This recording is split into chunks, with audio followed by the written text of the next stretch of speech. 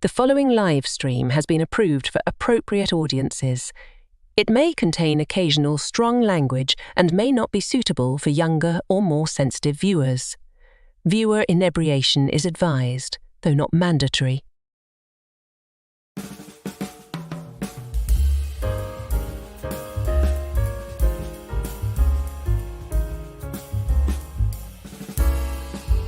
Good evening, happy Friday, and welcome to Last Call, where we love a good mystery. And it's no mystery why we gather together on a Friday night, to commiserate and to drink after a brutal, brutal week. Last week, and a few weeks prior, we talked about some of our favorite urban legends. Well, we specifically avoided one particular subgenre so we could dedicate a whole Last Call to it, and that's cryptids. And we couldn't talk about cryptids without our dear friend of the channel going all the way back to its inception, Big Al of Big Al Presents. And of course, the up-and-coming streaming giant in the paranormal community, Nick of Beyond the Hub podcast. Well, come on, Bigfoot is right there in his logo.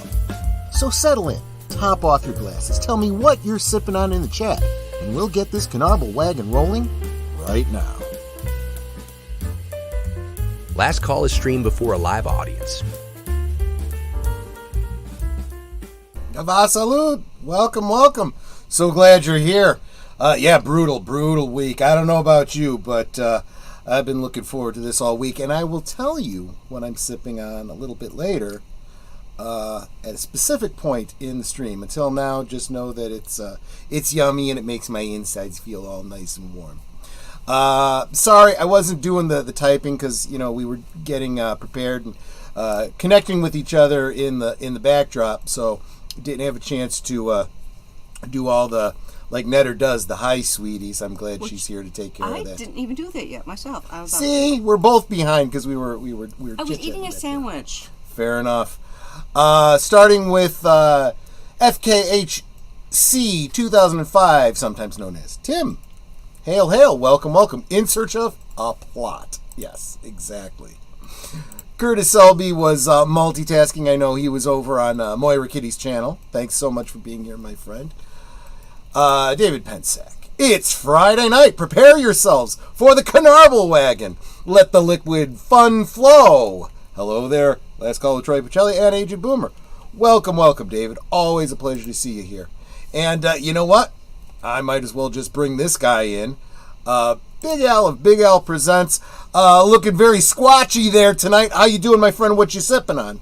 I am doing very well. I'm feeling all furry tonight, and thankfully I do not smell. But I am drinking some iced tea. I take too much medication to be yeah, exactly. Harder stuff. And unfortunately, not the good stuff that would go real well with the alcohol, right?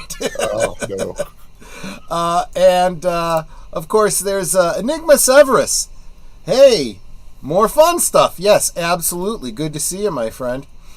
And he just came from Sin's live stream. So glad that you were able to make it. And MrLondellsGroovyMovies. Greetings and felicitations. Welcome, my friend. The bird woman of YouTube, Connie Cleary. Welcome. Last call with Troy Pacelli. He's a given. He's always here. He just won't go away. Already said hi to you, David. Welcome. Deleted scenes. Salute, my friend. Good to see ya. And deleted scenes. Going to be doing a movie with him next Friday. Picture it. Nessie, Bruce the Shark, and Free Willy walk into a bar. What would they say? Let's see. Nessie would be very quiet. Willy would eat the shark. Okay, I'm not sure where I'm going with that. See, this is what happens when you get me, Agent Boomer. Welcome, my friend. Let's get you in here right now. My designated driver's looking a little, is this going to get me canceled? Maybe. I mean, does this constitute I'm okay, what do we got here, Agent Boomer? All right, I got that from the Jacksonville, I think city website, or Jacksonville, Florida. Okay. I have here a book called Weird U.S. Many of you may have heard. Oh I've got Weird Chicago. I used to have a bunch of those volumes. Weird Illinois, you probably have, yeah. I used to have a bunch of those volumes that got messed up in the flood, but I did rebuy the two main ones. And there is one in here under Bizarre Beasts, in the first volume of just regular Weird US was Barden Booger Beast. If you don't mind, I'll read it to you. It's a very short entry. Okay, go ahead. Something big and hairy is walking around the backwoods of Barden, Florida, just northwest of Palatka. Locals claim this bear-sized beast has a pig's nose, a long red tongue dangling out of its mouth, and a stride longer than humanly possible. And they call it Booger. The 2,000-strong population of Barden has come to embrace their neighborhood creature. They sport T-shirts, hats, and cups emblazoned with its likeness. The local restaurants offer Booger burgers, and songs have been written in the monster's honor. And whether it is a beast or just bull, Booger has put Barden on the map. Locals celebrate or commercialize their resident What's-It by dressing up as Booger for store grand openings and often scare visitors and farmers by donning Booger costumes and masks. So that's is it just brilliant. So is it a product of an imaginative advertising campaign, or does the Booger really exist? Old-timers of the area swear that this legend has been around for many years, but when the wind is right, you can smell an offensive odor that the townsfolk claim to be the Booger Beast foraging for food. Maybe he's just hungry for a good Booger Burger Deluxe. Wow. Is a Booger Burger something that exists in Florida? I've not been to that part of Florida. That is just wild. Disturbing. And I'm drinking a Simply Orange, in case you're wondering what I'm sipping on, because I'm still getting over a certain strain of a certain virus of unknown origin. Well, don't let it become a computer virus. Keep it over there. Yes. Matanui, welcome, my friend. Sir Torrhen Clegane, always good to see you. Greetings and salutations to Nate of Geek Flag with Nate Knows. Welcome, welcome. Evelyn Hampton, I hope you are doing well. Good evening, everyone, she says. I hope you are feeling well. Let's see here. Nate is sipping on a Dr. Bob, I believe. Okay, there you go. Well, wait a minute. I passed up Netter of Netter's Network. Let's get her in here. She is the bouncer tonight. Looking a lot like Nessie. How you doing, my dear? And what are you sipping on? It's the closest I get to a dragon. I suppose, yeah. And I do have a glass of the same stuff you're sipping on, which we'll talk about later. I'm also going to be sipping on my usual Meyer brand sparkling water berry. Yeah, you make it sound like you're opening a beer or something. No. Those come in bottles. Okay. I like how you think. Absolutely. Samuel Proctor, I've heard enough Bigfoot stories from people I know in my area to be open to the idea. If I saw one, I wouldn't be at all surprised. Good to know that, Samuel. That's awesome. That's awesome. If you got a story to share, by all means, share it. Where's Samuel from? Yeah, Samuel, whereabouts are you from? I forget. Enigma Severus, welcome. And of course, the Vagrancy Horror. Christoph, make sure that you are subscribed to Nick, who is linked below. And Nick, make sure you are subscribed to the Vagrancy Horror. You guys choose some of the same grounds, and I think you would really enjoy each other's channels. Welcome, my friend. It's good to see you. And let's see. Don't want to miss nobody. Shame I'm at work. We talk about cryptids all the time over on my channel. Yes, exactly right. What are we doing above water? At that moment, Bruce dies of drowning of air, and Free Willy lays there beached, and Nessie just waddles back to the lake. Okay, that's fair. Okay, that you put some thought into that. That's good. And of course, PJ of Orville Nation, we grow together. Welcome, Orville. Welcome. And Nessie is one of my favorites. I love water cryptids. There you go. And I think that catches us up, so let me make sure that you guys are all ready for the big celebrity. No offense, Big Al, but come on. Big channel. Nick of Beyond the Hub podcast, welcome back. This is 2 weeks in a row. Thank you so much. Thank you for having me. How are you doing, my friend, and what are you sipping on? Doing good. I'm sipping on same thing I had last week, a little Pepsi Zero Sugar. Nothing wrong with that. Nothing wrong with that. The cherry Pepsi or a regular? The cherry Pepsi. Cherry, just like last week. Absolutely. I almost got a 12-pack of that this week, but I decided against it. I'm telling you, my mother introduced me to cherry Coke before Coke put out a cherry Coke. You know, the old-fashioned, fountain version, right? And then they started putting out cherry Coke, and Mom picked it up because she's like, well, now I got to try it. And she's like, it's okay, but it's not the same. I'm like, you're right. It's really not. But when Pepsi put out theirs, tasted better. It actually tasted better. And I prefer Coke over Pepsi, except when it comes to the cherry Coke. Or cherry cola, I guess you'd have to say when you're saying Pepsi. So we're talking about cryptids tonight. Nick, you want to help us out. You are the subject matter expert. You know the length and the breadth. You've actually done some investigations, haven't you? I have, yes. And I'm not just ignoring everyone. It looks like I am. I have my monitor up here, so this is the way I'm looking at anyone. No, right. Not ignoring anyone. I know how it goes. Yeah, you've got the real super professional setup. That's why I bring you in here so I can learn from you. You are the guy. Yeah. So, I've gone on a few investigations. I want to go on in some more in-depth ones. Specifically, it was kind of like in addition to what we were doing, kind of thing. Right. Like while we were out here, you might as well. This could be kind of fun. Yeah. But what do you want to know? First, you are regionally northeast, right? Northeast United States.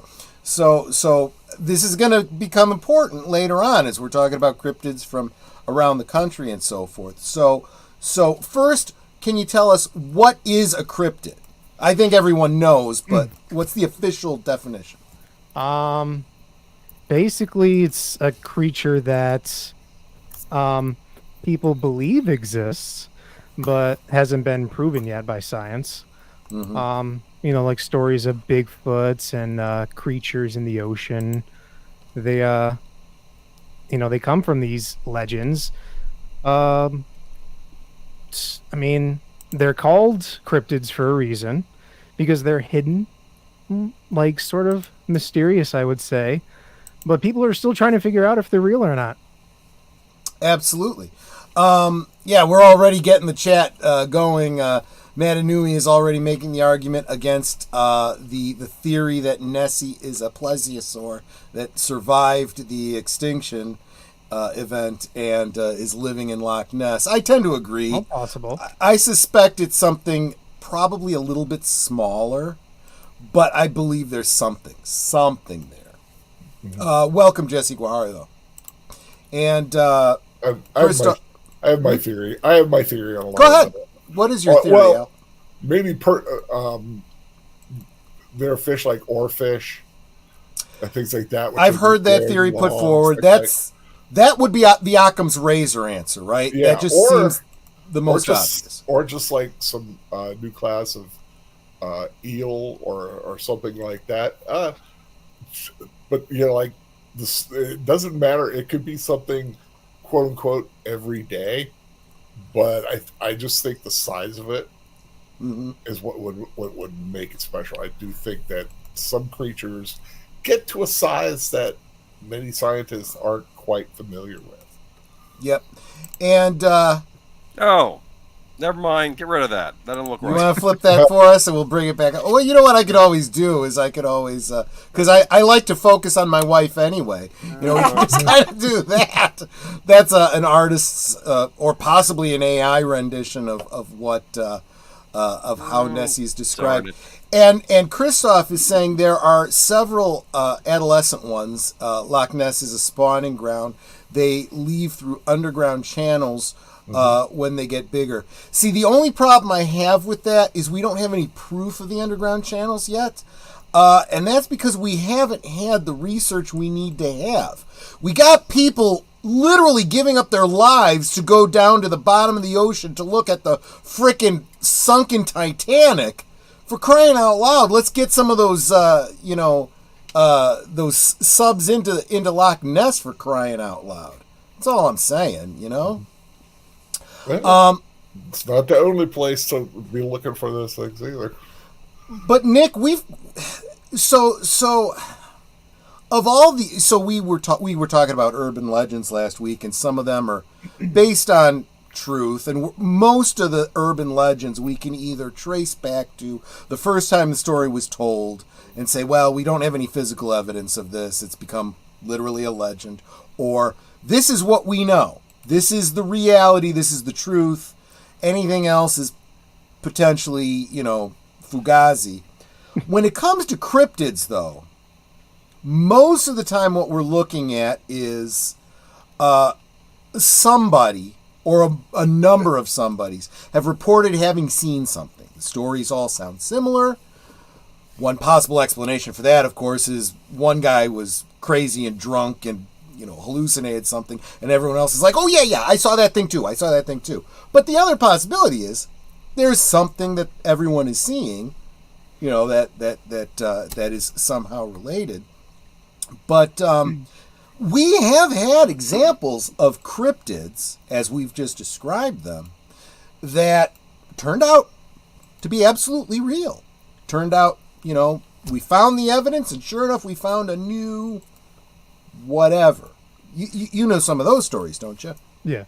Putting you on the spot. Like, for example, if you know one. I don't know the specific, but I know there's some sector of people who believe in Bigfoot that believe it is an actual, something of a primate, and then there's others believe that it is, a cryptid. Brandon's the one who brought this up. There's there's people that believe it's, oh my God, this is a cryptid. Other people are like, no, what are you talking about? This is a science-based. It's a primate of some sort. But I know that they recently discovered a new sort of primate, and I think that's what you're referring to. I just can't remember the actual name of it. Well, I was thinking, first off, actually, this wasn't the one I was going to go to, but as long as we're on the topic of Sasquatch, one of the ones that people talk about is just the gorilla itself. Mm-hmm. The gorilla, for a long time, people were talking about a giant, hairy, humanoid creature that nobody had seen before until someone finally, discovered, got actual evidence and actual encounters with gorillas, and then scientists started getting all these pictures and started following them and realizing, oh, there's a migratory thing, so they don't stay in the same place all the time, and started learning about them. And and there's still a lot of myths that people believe about gorillas because it started out a little bit as a legend. The other one, and you guys might know more about this than I do, a little aquatic creature called the coelacanth that was believed to be extinct millions of years ago, and people were saying, oh, no, we found him, and it wasn't until some fishermen pulled one up in their fishing line, I want to say somewhere in India or something like that, but I guess there's a lot of them along the African and Indian coast. Yeah, I think it was the Indian Ocean where they did it. And you find out when they talk to these fishermen, if I remember correctly, they've been catching these things for years, and they just throw them back because they just threw them back, not knowing they were anything. Yeah, they were just something they couldn't. They couldn't use them, so. They are very, very interesting creatures because think of them as a really weird crab-like kind of crustacean-y creature, but it's got a lot of shell and almost no meat. So it's not something that a fisherman would be interested in. Well, it's a fish. It's a really fish. Big, ugly fish. Yeah, it looks like a little bit like an aquatic version of an isopod, the roly-poly bugs, but real big, Yeah. But yeah, so that's another example. And somebody here, I hope it hasn't gone too far. Nope, you're getting in right at the beginning here, Jesse. No worries. someone was talking about. Oh, here it is. Jesse was talking about his favorite cryptid being the Tasmanian tiger, which would be the same kind of circumstance. A creature that we know did exist. We literally have taxidermied examples of it. Got photographs. We even have. Well, now it's been digitized, so I can call it video. But it was, movies of it. And as far as we know, it's gone extinct, but there have been people saying, nope, it still exists. It's out there in the wild. They've been trying to get pictures of it and whatnot. If it exists, there's probably not a lot of them, but Tasmanian tiger would constitute another cryptid.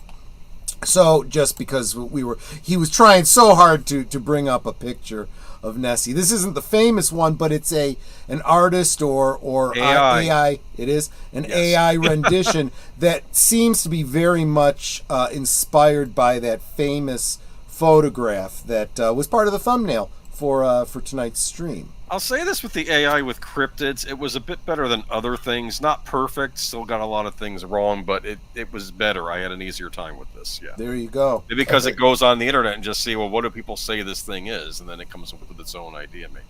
There you go.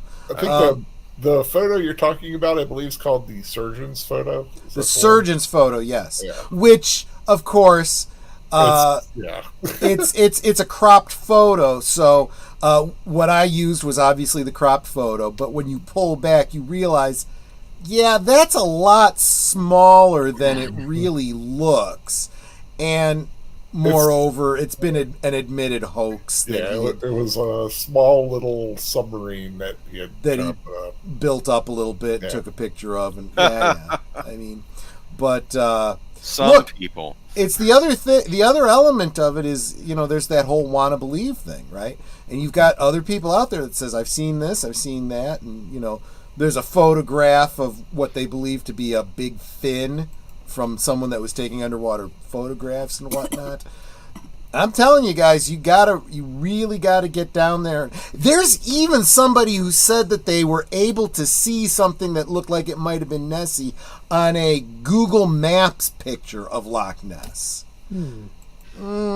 It's one of those things where it's like, it could be Nessie, or it could just be, a deep spot in the lake, or it could just be something floating there. It's kind of really hard to tell, I mean, it's like the people that said, I saw a murder, 2 guys throwing a body into the water from Google Maps, and it turned out it was just 2 guys standing on a pier, and their dog had gotten in the water, and as it went back up to shore, it left wet spots that looked like blood because it turns the wood like a reddish color. Right. It's like, I can't think of the term. What's the term when you see something in the shapes of images, like, in trees? Yes, it's I can't think of it. Crap. Come on. See, you too, right? It's I know it every day in life. Usually relates to like finding patterns in things, especially Paragolia. Yeah, something. That's it. You're absolutely right. And there's another one for auditory things, which they try to say that the white noise when you hear voices in it, it's the same kind of thing. Maybe it's the same word. Maybe paragolia works for audio too. I don't know for sure, but yeah, absolutely. So Loch Ness. What do we think about Loch Ness? Nick, do you have any thoughts? Have you ever been to Scotland? Have you ever done any research on this? I've never been to Scotland. I've seen all the shows on Sci-Fi where they would run the cameras through there, and like they did the sonar where they dragged all the stuff like all the way across the lake. But Good night, they did Tim. admit. Take care. Sorry, I just wanted to say good. goodbye to someone who's leaving. They did admit to there being caves under there that could go to other sections somewhere. I've heard about that. Like it could be in some other cavern that people can't get to. That's why we never see it. Yeah. That's a distinct possibility. We just don't have the evidence on it yet. But yeah, I mean, I want to believe too. But like, I'm kind of with and Big Al, you were saying you think it might be an oarfish or something like that. Yeah, something. I don't think Nessie is an oarfish. I think right now the biggest theory is that it's a big giant sturgeon, but big giant sturgeon, sure. But just like sea serpents in general, like you keep finding like oarfish and things. But I'll tell you what, if that's the explanation for Nessie, my next question would then be, I wonder what the fishing's like. Yeah. I mean, are people pulling like some big fish out of the lake? And well, isn't that who's seen her? Fishermen. Isn't that who've accounted seeing her? I could be wrong. I have no idea. Well, the famous one is from shore. It was a couple that was driving, right? And they said something crossed the road or something like that. Yeah, that's one. There's been, I think there's a story that Saint Columba had an experience with the Loch Ness Monster as well. I actually think that's the origin of the story, isn't it?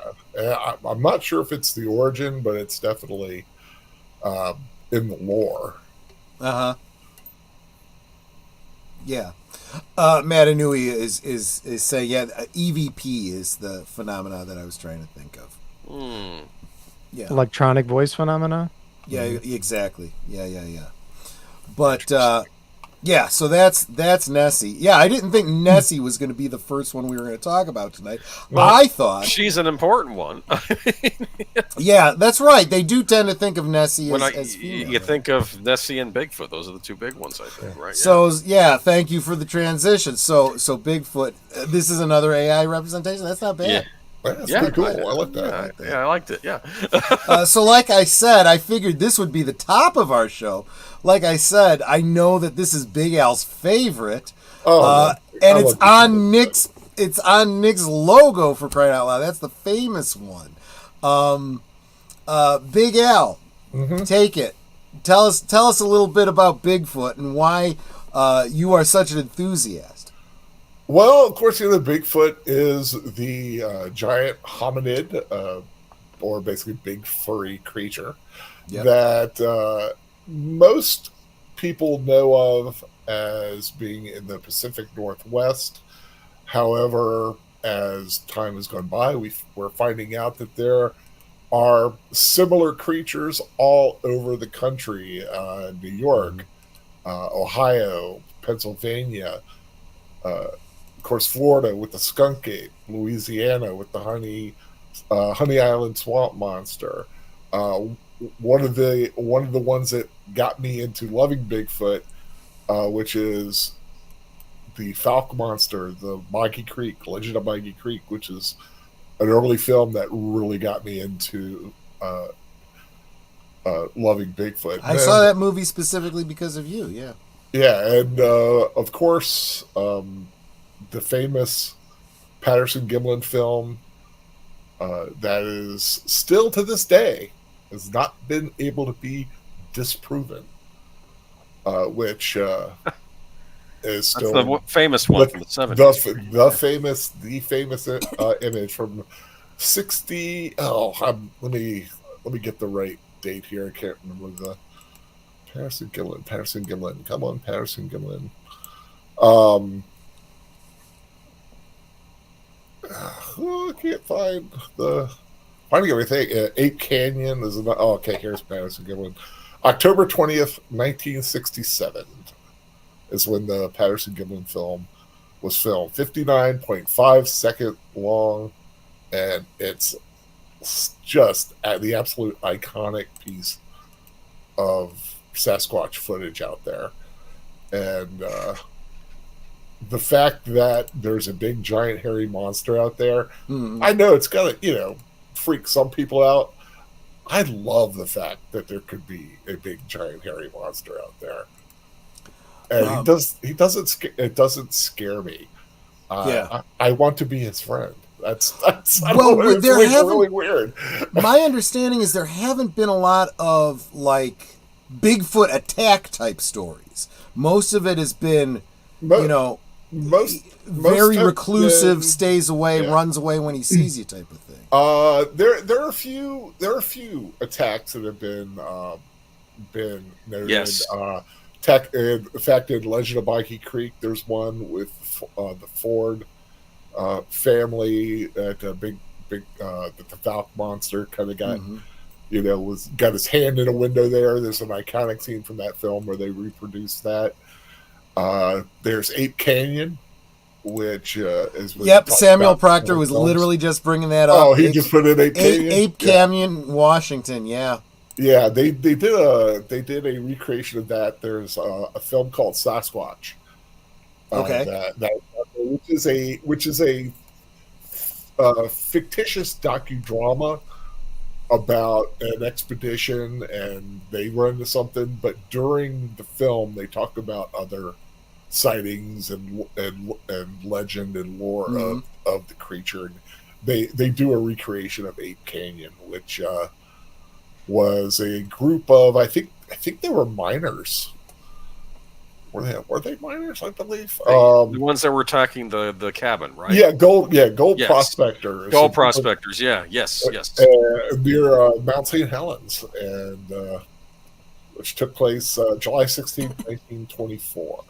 Wow! And one of them took a shot at it, and next thing you know, hell started raining down. Rocks were being thrown from all kinds of different angles. So there were a few of them, right? There were quite there was a group of them. Somebody got kidnapped? Not Ape Canyon. It died out after a night. They were like all hunkered down, and when it eased off and like they kind of checked nothing was around, they got the heck out of Dodge. Yeah, they didn't go back to the cabin. Yeah, they left. Evelyn's asking about a werewolf in Wisconsin. Not the Beast of a cryptid. Yeah. Jesse had it. Yeah, the Beast of Bray Road. Exactly. I think. Boomer, did you have a picture of that one? Because give me a minute. There are lots of different wolfmen. That's why I had a wolfman. Wolfman also known as there you go. Also known as dogmen. Let's get that. Make sure dogmen. Another term. Well, wait a minute. We're getting away from. We'll get to the wolfman. So I thought you were. I'm not. No, I'm not done with Bigfoot. I just wanted to acknowledge Evelyn. Never be done with Bigfoot. No, absolutely. Did you know, though, I was watching an Unexplained episode where Shatner was talking about Bigfoot. Apparently, Teddy Roosevelt, before he became president, he wrote a book on his wilderness adventures, and he had never seen a Bigfoot, but he talked to a mountain man who told a story about how there was trappers that ran into one, and they were trying to spot it, and they set traps for it and left the trapper behind to look for the Bigfoot to see if he showed up, and then they come back to the camp, and the trapper was stomped to death. Wow. Yes, he was dead, and like they saw big footprints around him. This was kind of the Theodore Roosevelt, the president Theodore Roosevelt. See, that's the other side of it. You know, Bigfoot, based on the descriptions, you know, we're going to assume he is, you know, probably like gorilla size, right? So he's big, he's strong. No, bigger. Well, bigger, okay. They saying 800-pound minimum, actually. But luckily reclusive. Yeah. But I don't care how reclusive you are. Whatever animal, you know, you corner, if it feels threatened and it doesn't think it can get away, it's gonna fight. Yeah. You know? Yeah. Well, regardless, that's just nature. Territorial. Pardon me? Or her, like, regardless, like, even if they have, like, a known escape, they just come up and, like, try to press up on you. Yeah, I mean, well, the other thing, too, is assuming, again, all the things we were saying about Bigfoot, a hominid, you know, a great primate of some kind, they've got to be social. They probably have, you know, mates and children, and so there's got to be some territoriality to them. So if they feel like you are encroaching on their, you know, nest, where their family is, and they need to, protect their family, mate, you know? Yeah, there've been reports of, you know, people who've been out, you know, camping or whatever, going deep into a place they've never been before, quote unquote, and they start to get like the pebbles or acorns starting to get tossed at them. Little warnings. They start to hear the cries and the knocks and things like that, and they always say the same thing. It's like, we felt like, one, we were unwanted. Yeah. And then when they start to go, they always felt like they were right behind them, making sure you left. Yeah, that kind of makes sense. It's like it's like they could rarely see them, although they would sometimes see movement behind a tree or something. But they always felt like they were being escorted out. So Matt Cheatwood, welcome by the way, says so. Bigfoot is a primate the size of a grizzly bear. Is that about the right size? Anywhere from 6.5 to 10 feet tall is like the most recorded stuff. Usually 8 feet seems to be the magic number that everybody talks about. When you were talking about that case in 1924, I'm wondering if this was a similar one. Were you talking about the one with Albert Ostman? Is that the one who was kidnapped? Yeah, but it happened in the same year. I think that's different. It happened in the same year. I'm curious to see if that's somehow connected, because that was in British Columbia where this happened. Yeah, I think that's another one. Yeah, the man associated with Ape King, his name was Fred Beck. But I know the one you're talking about. I don't have anything on him right here though. But he got kidnapped for several days and brought back to like their lair with the other Sasquatches. Mm-hmm. Wow! Before he was able, it was one of that was also 1924, I believe. So Jesse is saying that on the Joe Rogan show, he interviewed someone who heard about a Bigfoot attack on 2 people in a cabin.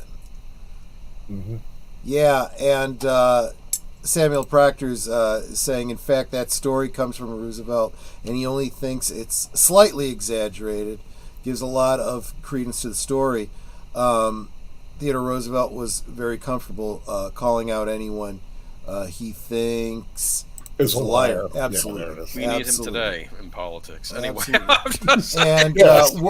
And of course, welcome Logical Spark. Yeah. Well, you say that, but not to go down a political tangent, but we need less involvement in foreign wars and foreign affairs, and maybe a little bit more reserved on that regard. But anyway, that's a topic for another night. Anyway, so I always respected Theodore Roosevelt, though. I agree. He knew nature too. He was very comfortable in the outdoors. Yeah. His brand of conservationism was very much of its time. It would probably upset the modern environmentalists, but he was very much of the mind of learn about nature, record everything. He was a hunter, so he would go bring back samples. But I don't. If he were to know that something he was hunting was endangered, I don't think he would do it. No. He was hunting things that he believed to be plentiful, that he wanted to bring back an example of for study, and so that was his mentality. I know the bear he had on display in the Smithsonian. If I'm going by the movie, The Wind, the Lion. So if that's accurate, I know that the bear was attacking one of the survey camps or something, so they had to put it down. But he still respected the bear, and he says, I'm gonna have it taxidermy. We'll put it on display in the Smithsonian. Yeah, that's what he was going to do with it. There you go. Yeah. And the other thing too is, if you're going to do that, bring back hunt something, bring it back. Yeah. And then nobody else has to do it for that purpose. You have that's a what sample his feeling too. Was. Yeah. Exactly. Yeah. And you know what? I need you to take down the Nessie one, because as you're putting them in, get rid of it. Yeah, I can't take it out. I can bring it back. Yeah, you can always bring it back if we need it. But did you want to show real quickly the other one I have up there? Took that myself. That one looks a nature preserve, and yeah, you did. It looks very realistic. Does it look real at all? It really does, actually. Yeah, I mean, it is so photorealistic, but something in my brain is telling me I've never seen a gorilla that was this, erect and standing. They do stand on 2 feet, but when they do, they're not as tall and slender in that regard. So I'm like, this doesn't look like a gorilla. If you're telling me this is a Sasquatch, maybe. You're right, though. This is going to become a problem going forward for investigators like you, Nick, when people start bringing up stuff, and you're going to have to start thinking, yeah, that looks pretty realistic. I wonder if it's AI generated. Yeah. I did it through Canva. It got really angry. I kept saying skunk ape. That goes against our policies. I'm talking about a smelly animal. I'm not talking about some racial thing. Yeah, exactly. I don't know what they were getting that from. It's not a racial term. And then I was putting in smelly ape or disgusting. No, can't do that. I forgot what I finally got. I think I put ape in swamp, and that's what I got. Close enough. So it's not a cartoon pic, but I thought that's kind of funny. But right, we were talking before about the skunk ape. So that's a Florida one, and I said my personal thing is it's just Sasquatch who hasn't taken a shower in a while, so he's getting a little ripe, and that will happen down in Florida. You end up getting swamp ass down there. Listen, well, it's the humidity.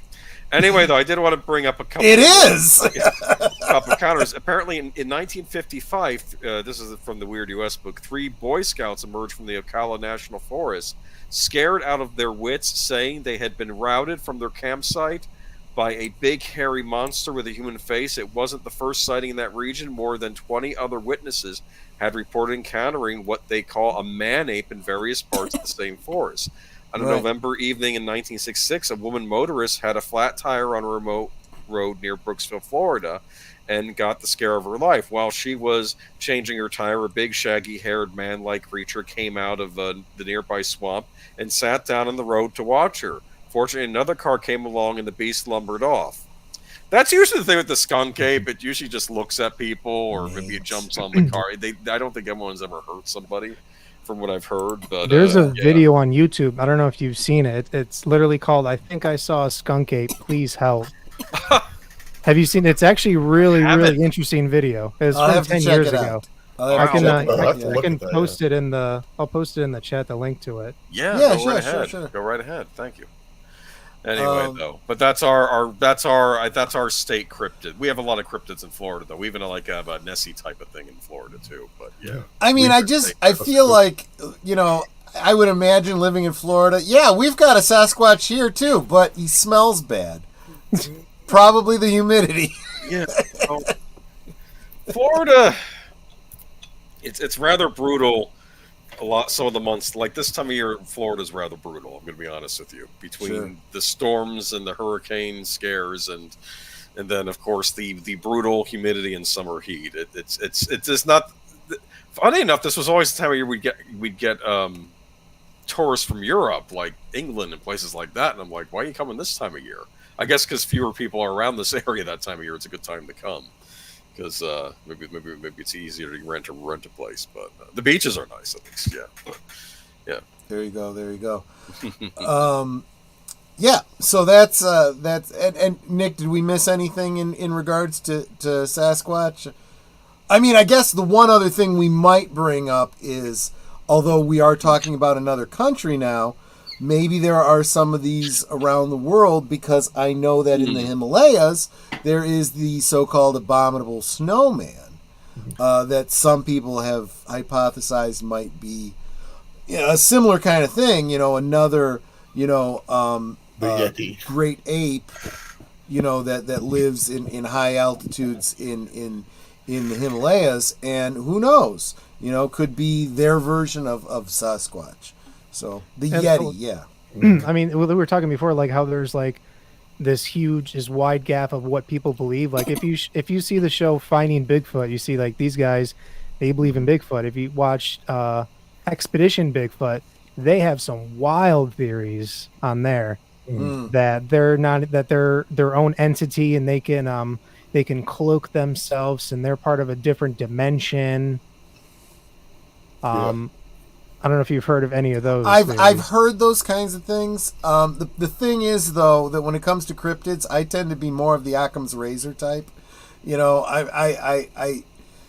we're going to believe that something exists out there that's been sighted but we don't have any evidence of, let's go with what's most likely the case, And I'm not poo-pooing anything. I'm not saying most likely thing is they're all drunk and it's mass hysteria or something.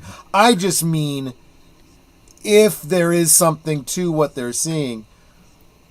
I think one of the most compelling arguments I've heard in favor of of a Bigfoot is, of all the continents on the Earth, aside from Antarctica, which is frozen tundra, the Americas are the only ones that don't have an indigenous great ape. So what if there is one in all the woods of the Northwest, especially, that's very reclusive, keeps to itself, and we just have not yet categorized it. Didn't the native tribes also acknowledge the existence of these creatures even before the settlers showed up? Right? I mean, this is not. It's not just some prospectors out in the woods. It was everybody who lived here. I will say this though. I mean, it's you're absolutely right. Yeah. But from my perspective, and from someone my age that grew up in the 70s, you'd think it was a 70s thing. Because Bigfoot was big in the 70s. He must have gotten a new marketing manager or something that went on tour. Well, in the 70s. It was the Patterson-Gimlin film, and all those great documentaries. I did a video about a lot of the Bigfoot In Search of with In Search of. But were sightings becoming more common though, as maybe we started to get it more, areas started to get more built up, and maybe these things didn't had fewer places to hide. Maybe. Well, there's that. About that. I mean, yeah. But when I'm talking about the marketing, jokingly, it wasn't just there was more interest because of the film and so forth. But then you started seeing Bigfoot in pop culture like crazy. You saw there was Bigfoot and Wild Boy on Saturday mornings when we were talking about the Croft Super Show, and Bigfoot played by Andre the Giant in the $6 Million Man, an action figure I'm working on a custom of. In fact, I've got the novelization to that episode. Yep, and he was played by another actor. Also, I just don't remember who it was. Maybe someone in the chat will remember, but Andre the Giant was the one I remember. It was Ted Cassidy, I think. Ted Cassidy, of course, who played Lurch. That just makes that makes sense. Absolutely. I think it was him. Was there a model kit for Bigfoot in the 70s? There was. I want to say it was Ertel. Ertel did a line of character figures, including some of the Marvel and DC superheroes. Right. But yeah, there was, and if I remember that model correctly, it was the in that gate that Nick has on his logo, that famous from the film, the documentary. Let's talk about that for a second. That famous image of which I used in the thumbnail for this, of the Sasquatch walking away, looking over its right shoulder at the person filming. Do you know a lot about that, Nick? I know there's been some debunking attempts. There's been mixed messages about whether or not it was fabricated or not. They couldn't replicate the way it was walking. If that was someone in a suit, they couldn't do it. They tried to say that there was a special effects guy, but back then he couldn't even do that. Right, exactly. The only thing, and I even heard someone suggest that, despite someone coming out and saying, "Yeah, it was me. I was in a suit and this and that," kind of a big guy, but a lot of people that have looked at that footage said, "But it looks like a female. It looks like it has breasts." Mm-hmm. So maybe, yeah. That's why they call her Patty.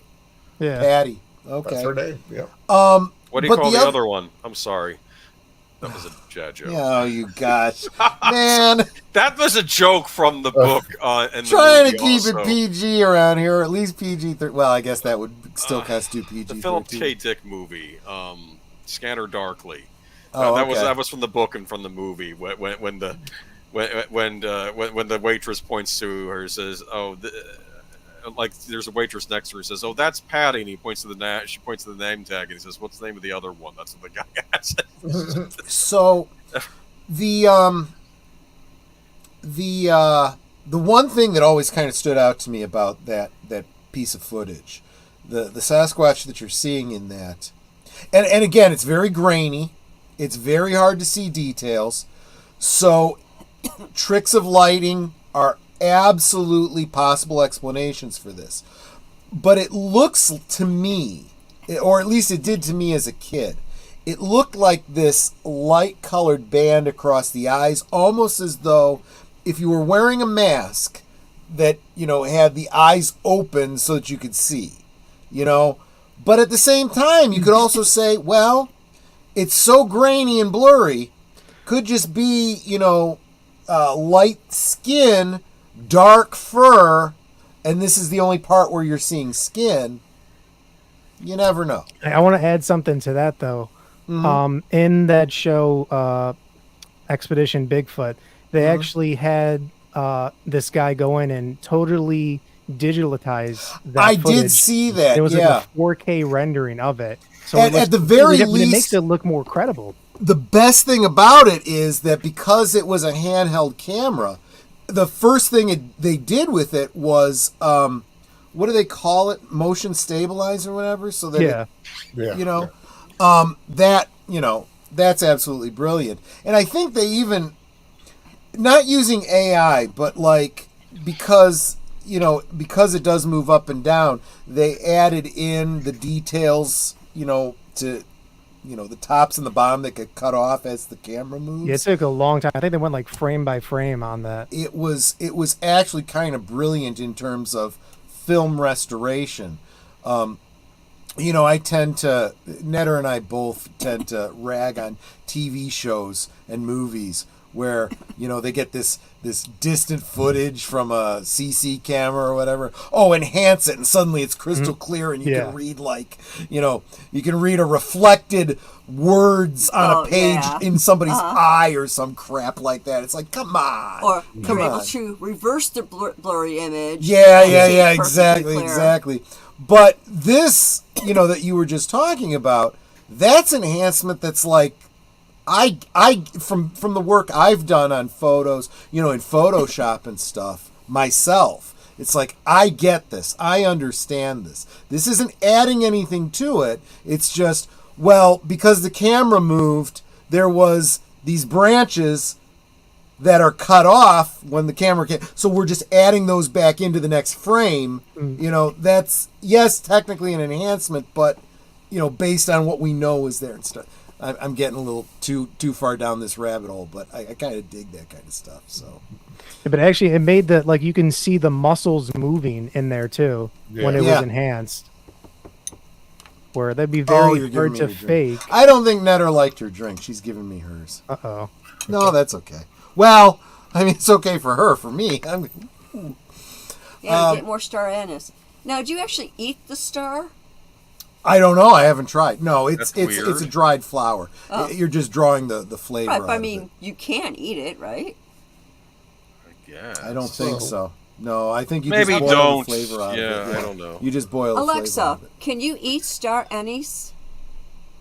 Star anise is generally considered an edible food. Always contact a healthcare professional for specific concerns about allergies. It's like she has to consult her lawyer before she answers our questions. It's like, you can, but don't blame it on me if it goes south. The fact that it's an AI saying that is hysterical as all crap. It's like, but I didn't tell you nothing. Yeah, exactly. Does Alexa believe in Bigfoot? Or does Bigfoot exist? That's a good question. Let's find out. Are we going to get sued by Amazon or something like that? Alexa, do you believe in Bigfoot? Sorry, I don't know that. Yeah, okay. Well, that's the easy way out. Let me ask a different way. Okay. Alexa, do you know Bigfoot? Bigfoot, also commonly referred to as Sasquatch, is a large and hairy human-like mythical creature alleged by some to mythical. Alexa, stop! I don't want to hear anything else you have to say. Have we kind of covered everything there is to?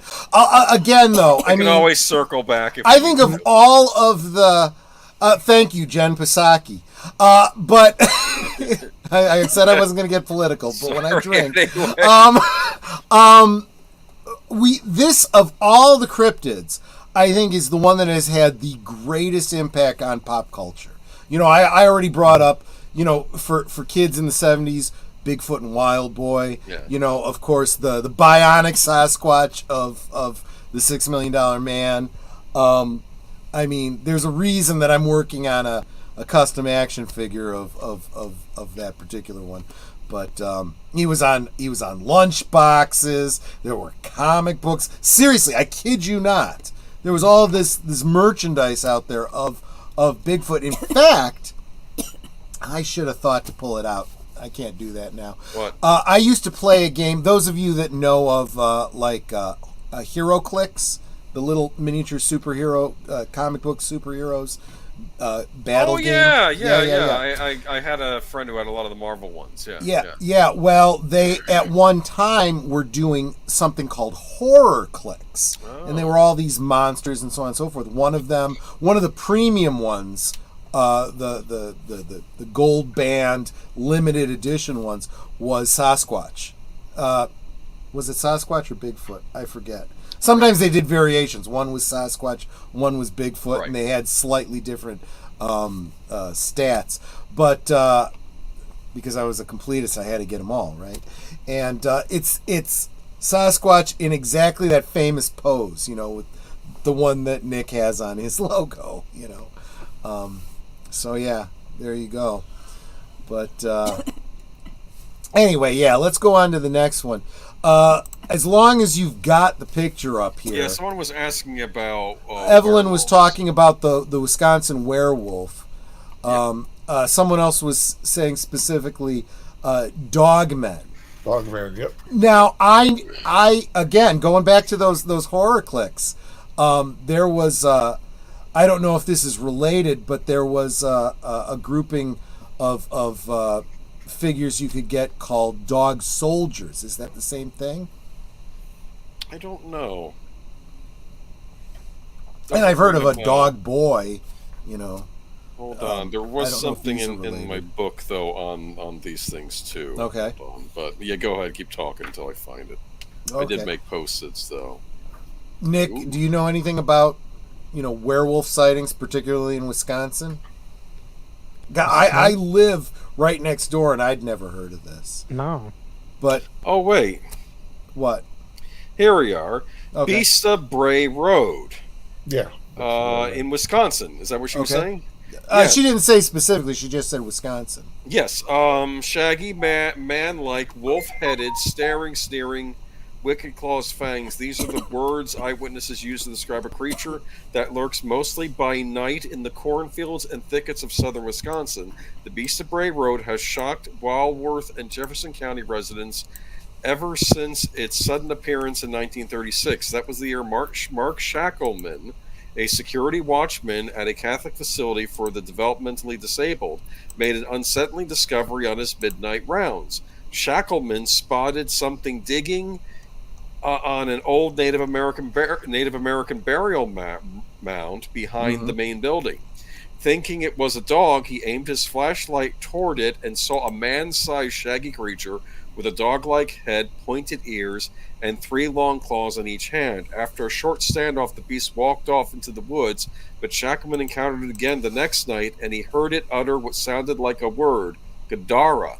He considered it a quote-unquote demon from hell and never told anyone about it until his later years when he divulged it to his son Joe, a Kenosha newspaper editor. And I guess through the 60s, 70s, and 80s, other sightings led to puzzled and frightened witnesses calling police or the state's Department of Natural Resources to try and find out what they had seen. Surrounding communities whispered about a human-like creature known by such local names as Bluff Monster and the Eddy.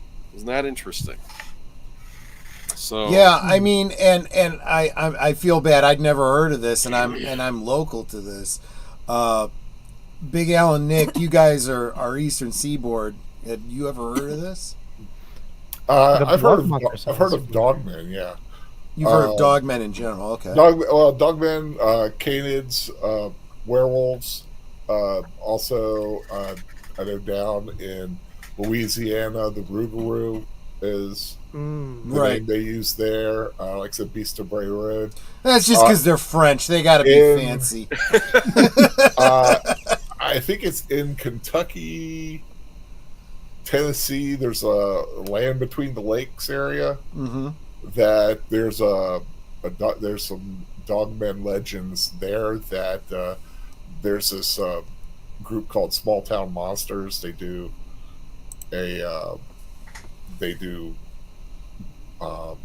documentaries, and they've done one on them, and that's kind of recent. And I still have to watch that one. So I'm Jesse, not as but there was like some slaughter there, and it was said to have been done by dogmen-like creatures, bipedal dogmen. Jesse is saying that there is a movie called Dog Soldiers. I thought so. I'm pretty sure I have the DVD. I get a lot of these DVDs that have 4 and 6 movies in it. Usually, ones that you could probably find on Tubi. And I haven't watched it yet, but I think I specifically picked it up for Dog Soldiers again because I had those Horror Clicks figures that were the Dog Soldiers, and I wanted to learn a little bit more about the lore, but didn't quite necessarily get around to it. But it's an interesting idea, and I think somebody else had brought up. Oh, here it is. I've mentioned the Skinwalker in the Urban Legend stream. That's the closest thing we get stories of werewolves around here. My mom is very sensitive about us talking about it at all. Well, it's interesting. Did she experience it herself, or know someone who maybe saw one? You don't have to tell us. In my horror story, he wrote a horror story. Main character is a French Canadian fur trapper who grew up with the legend of the Rougarou. Interesting. And see, but I tell my mother, you want to talk about these things. If it's something dangerous, you want to know as much as you can and be prepared. Maybe it's like you might be inviting it if you start obsessing about it, I don't know. I'm more of the know thy enemy sort, right. You're thinking of Beast of... Oh, I'll take the plunge here. Gévaudan? The life attacks that took place in France, September 1765. That I didn't know about. I don't know. But I do have a description of the Beast of Bray Road. Go for it. The description stayed fairly consistent. The beast's height was estimated between 5 and 7 feet. Its hair was described as shaggy and often extremely wild, with coloration said to be dark brown, sometimes with gray or silver streak or tips. Those who had a good That'll happen as you get older, Those who had a good look at its head usually reported that it looked like that of a wolf or German shepherd with pointy ears. The most compelling characteristic, though, was the creature's aggressive stare. They say that the beast made eye contact and almost seemed to be sneering at them. That was what seemed to frighten the witnesses most. Interesting. Well, I'm just saying, people around the world have witnessed some sort of wolf creatures, right? Before they had the license to do that figure, they did this one. Oh. Both Lon Chaney, but they did this one because this was public domain and they could get a hold of it. Is that the teenage werewolf? No, this is Face of the Screaming Werewolf. It was, okay. That's a good head. It is, isn't it? So then what's that other one that's still hanging up? The one that, I was... so this one is... more than one. Also the Screaming Werewolf, but flocked, so that's real hair on it. Very cool. And one more. One more. I was just going to say... Oh, no, wait, I'm sorry. That variant just had a different colored shirt. This is the flocked one. My apologies. Ooh. Fuzzy. And unfortunately, I don't have it up there to show you, but yes, they also did Michael J. Fox as Teen Wolf, so I do have that one as well. Did they do Henry Hall, the Werewolf of London? Werewolf of London, they did not, and we've kind of been after them to do that because isn't that public domain? I think they could do it without having to pay extra for it. I don't know. All these others are licensed. That's the thing about Mego. They go after cheap licenses. So, how do you get the likeness of Michael J. Fox as Teen Wolf? Well, nobody's doing anything with it. You offered me, a licensing fee. Okay, we'll take it because we're not making any money off that movie anymore. And Jesse is telling us that the beast of Guajardo was killed, stuffed, and was part of a French king's collection of stuffed animals, but according to a servant, it looked like a hyena. Interesting. Yeah, see, that's the other thing about, because you can take animals and if you understand the process of taxidermy, you can get, let's just say, creative, Like the Fiji mermaid. Like the Fiji mermaid. That's a perfect example. Absolutely. And Mananui, yep. Take care, my friend. Have a good night. Sleep well. Sleep well in the knowledge that none of the creatures that we talked about thus far have been dangerous to you or anyone in your immediate area. What do we got here? Oh, well, I'm not trying to tell you what you put up. I was just putting a few up. But yeah, that is my best attempt, but Chupacabra. Chupacabra, which also was featured in the center of my thumbnail, supposedly. Okay. Interestingly, in a bipedal position. Yeah, that wasn't the best. Looks like he's got an extra leg there, too. That's something that happens sometimes with AIs. I thought it was a tail. Yeah, see, it was not doing as well with the Chupacabra, but that one looked at least comic booky, so I figured I'd go with that. It's always woods. When you type in scary, the eye thinks, let's put dry trees surrounding it. It's like, do you have to do that every time? This is why nothing will replace a regular artist, because I agree. Computers just... Well, I do think, and I've gone, maybe I don't understand how the generative AI works. Yes, maybe that's what it is too. But I've been told that, you would think that you can teach it by putting certain parameters in, things like hands always have 5 fingers unless specified otherwise, right? Humans have 2 arms and 2 legs unless specified otherwise, things like that. Oh my gosh. I should actually... I do some of this stuff, and you get a bunch of stuff you just can't use. I should do a slideshow of some of the body horror that it's come up with. Mm-hmm. I did one for the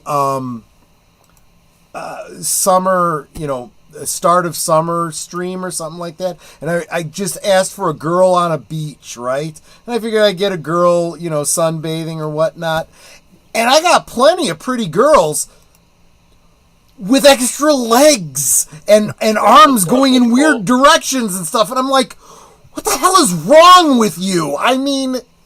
What images are you looking at that you're coming up with this stuff? Have you seen the AI videos? Some, yeah. I've seen some good ones. They are bad. Some of them are bad. Yeah, it's true. They're hilarious. I think the biggest problem that I have is even when I see somebody do a video that's good, if they want to do another scene with the same character, it's completely different because you can't say, use this. This character, just keep using that character. You can't get it to do that. But as I tell Boomer all the time, for better or for worse, AI is in its infancy in this. And I think going forward, these things are probably going to get better and better. Which, like I said, could also be its own existential, horror. A horror movie called Beast of Bray Road. Okay, I'll have to look into legend. Okay, that makes sense, yeah. The Chupacabra, though, they did an unexplained... That was on an unexplained episode about cryptids, and they talked about the Chupacabra. There was this woman, I want to say, I don't know if it was at a ranch out in Arizona or something, this thing was attacking her animals, and she shot it. Mm-hmm. She killed it. Yeah. And sent the DNA off to be examined. And, this is a Chupacabra. And she had the remains stuffed. And you can see it in the episode. Yeah. And I guess she taxidermied it. And the evidence that came back, the scientists thought it was a crossbreed between 2 different species, like maybe a type of wolf and something else. And they created an offspring. That was their own. I actually find those kinds of things to be less credible than even some of the more outlandish theories about them, because look, when you understand genetics and stuff like that, and you understand the concept of the crossbreeding of species, it's usually impossible. And when it is possible, you end up with, for example, a mule. Yes. A single creature that cannot reproduce because genetically it just shouldn't be. All I'm saying is, though, I felt bad because this woman's saying, and I have it in my house. You can look at it. It's like she's not lying about it. And again, it looks strange. But go ahead. Kind of surprised some men in black didn't show up and say, we're going to need to confiscate. But here's well, it depends on your theory of who the men in black are. But what would the big deal if it's an unknown creature, if it's not extraterrestrial? Why would the men in black care? Well, because there is another theory about the chupacabra that I know really? about. Yes. And that is that it is the result of genetic engineering and experimentation that escaped. So they would want to cover that up. Which would account for the two different DNA combinations. I don't know. That's an excellent point. Yeah. It doesn't have to be able to procreate naturally because they're creating it in a lab. Well, I always find about the chupacabra, the appearance it's changed over the years. It used to be this weird bipedal little alien-eyed thing with like a little spike, which I always described as a kobold from D&D. Yeah, it does look something right out of D&D, but now it's more quadruped that looks like a coyote with mange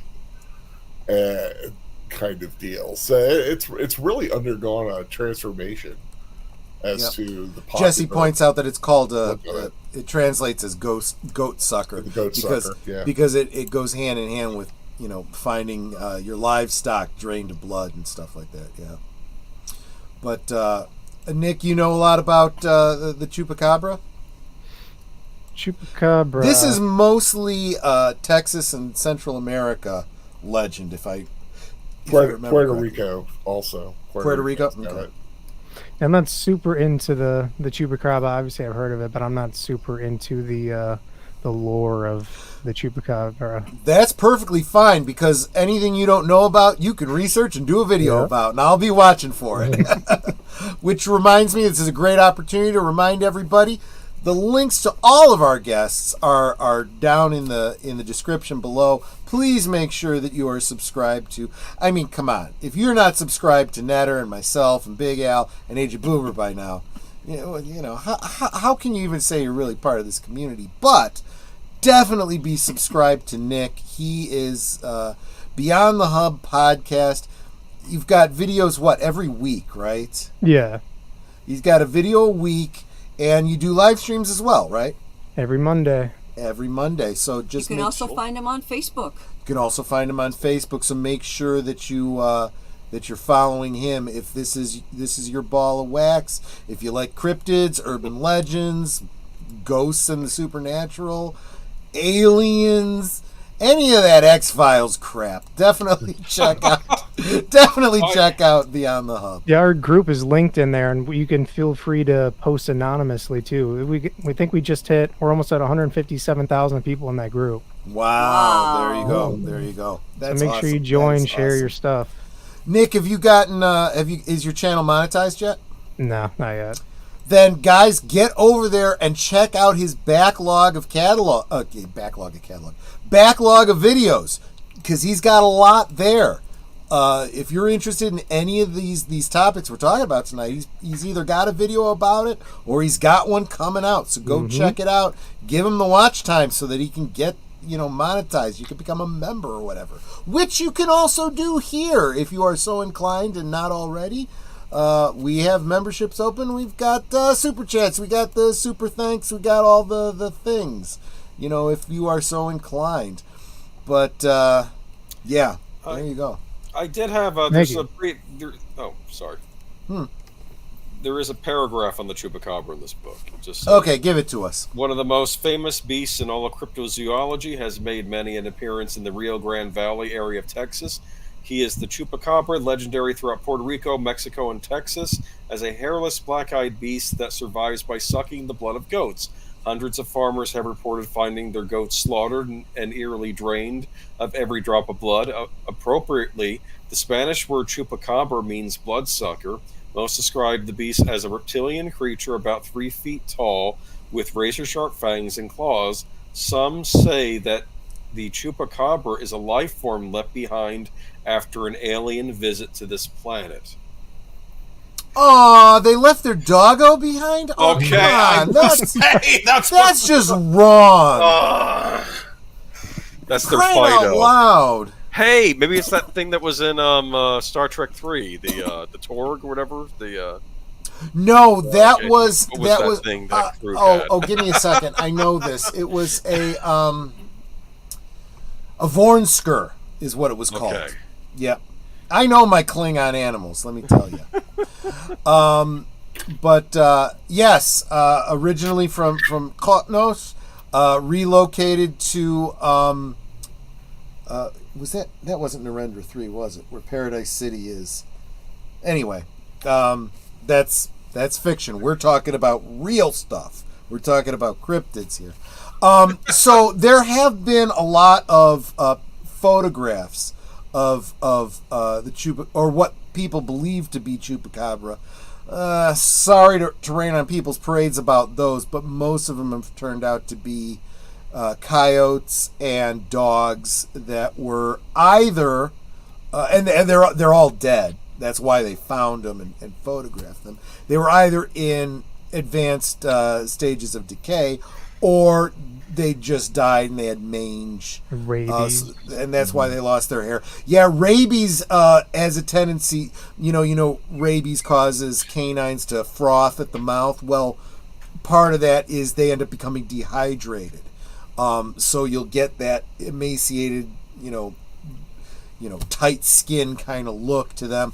Pulls back from the teeth, pulls back from the eyes, so it gives them that very unnatural look. Not to mention, they're in the southern hemisphere. They're getting dried out in the sun anyway. So, this is not to poo-poo the sightings, and there's still the livestock being drained of blood. That's really happening. Something is doing that. What could be doing it? It would be one thing if a predator tears out, an artery and it bleeds out and the blood is there, or it bleeds out somewhere else and the carcass has been dragged. So you would go, okay, well, it didn't die here, so the blood might be somewhere else. But that is not the case. These are animals in pens oftentimes, so they can't have come from far away. Drained of blood, where is the blood? No signs of it. Exactly. So, I don't claim to have any answers. I'm not even theorizing. I'm just stating the facts that we know and going, sounds like something. Can you still eat the goat afterwards, though, when it's been drained of the blood? You could make some goat jerky, or if you are the type that goes around and picks up roadkill, and I know some people do, then by all means feel free. But the problem is that if you have a carcass sitting out for, let's say, the night, 12 hours with no blood in it, I would be very concerned about it already attracting flies, getting eggs laid in it and stuff like that. Well, I'm just saying, just to be safe. Okay. You do what you want. I'm saying don't. Okay. Always, if you're gonna eat some sort of meat, make sure it's meat that you preferably hunted and killed yourself, or raised yourself and killed, and it's fresh. Or consult with your local chupacabra. Yeah, exactly right. Your local bioengineering scientist, right? Yeah. Exactly. I imagine you buy some blood from the blood bank or from some meat factory. Here, I'll just put out a bowl. Here's some beef stock blood. I am surprised. He's going to say it's not the same, and he's going to get all mad while he's saying it's true. I am kind of surprised I haven't seen more lore that ties the chupacabra to vampires. The idea and now I'm totally getting into myth right here. But imagine a vampire who has a dog, wants to keep the dog alive, turns it into a vampire. It's literally a vampire dog. There's your Chupacabra, right? He literally just spoke that into existence now.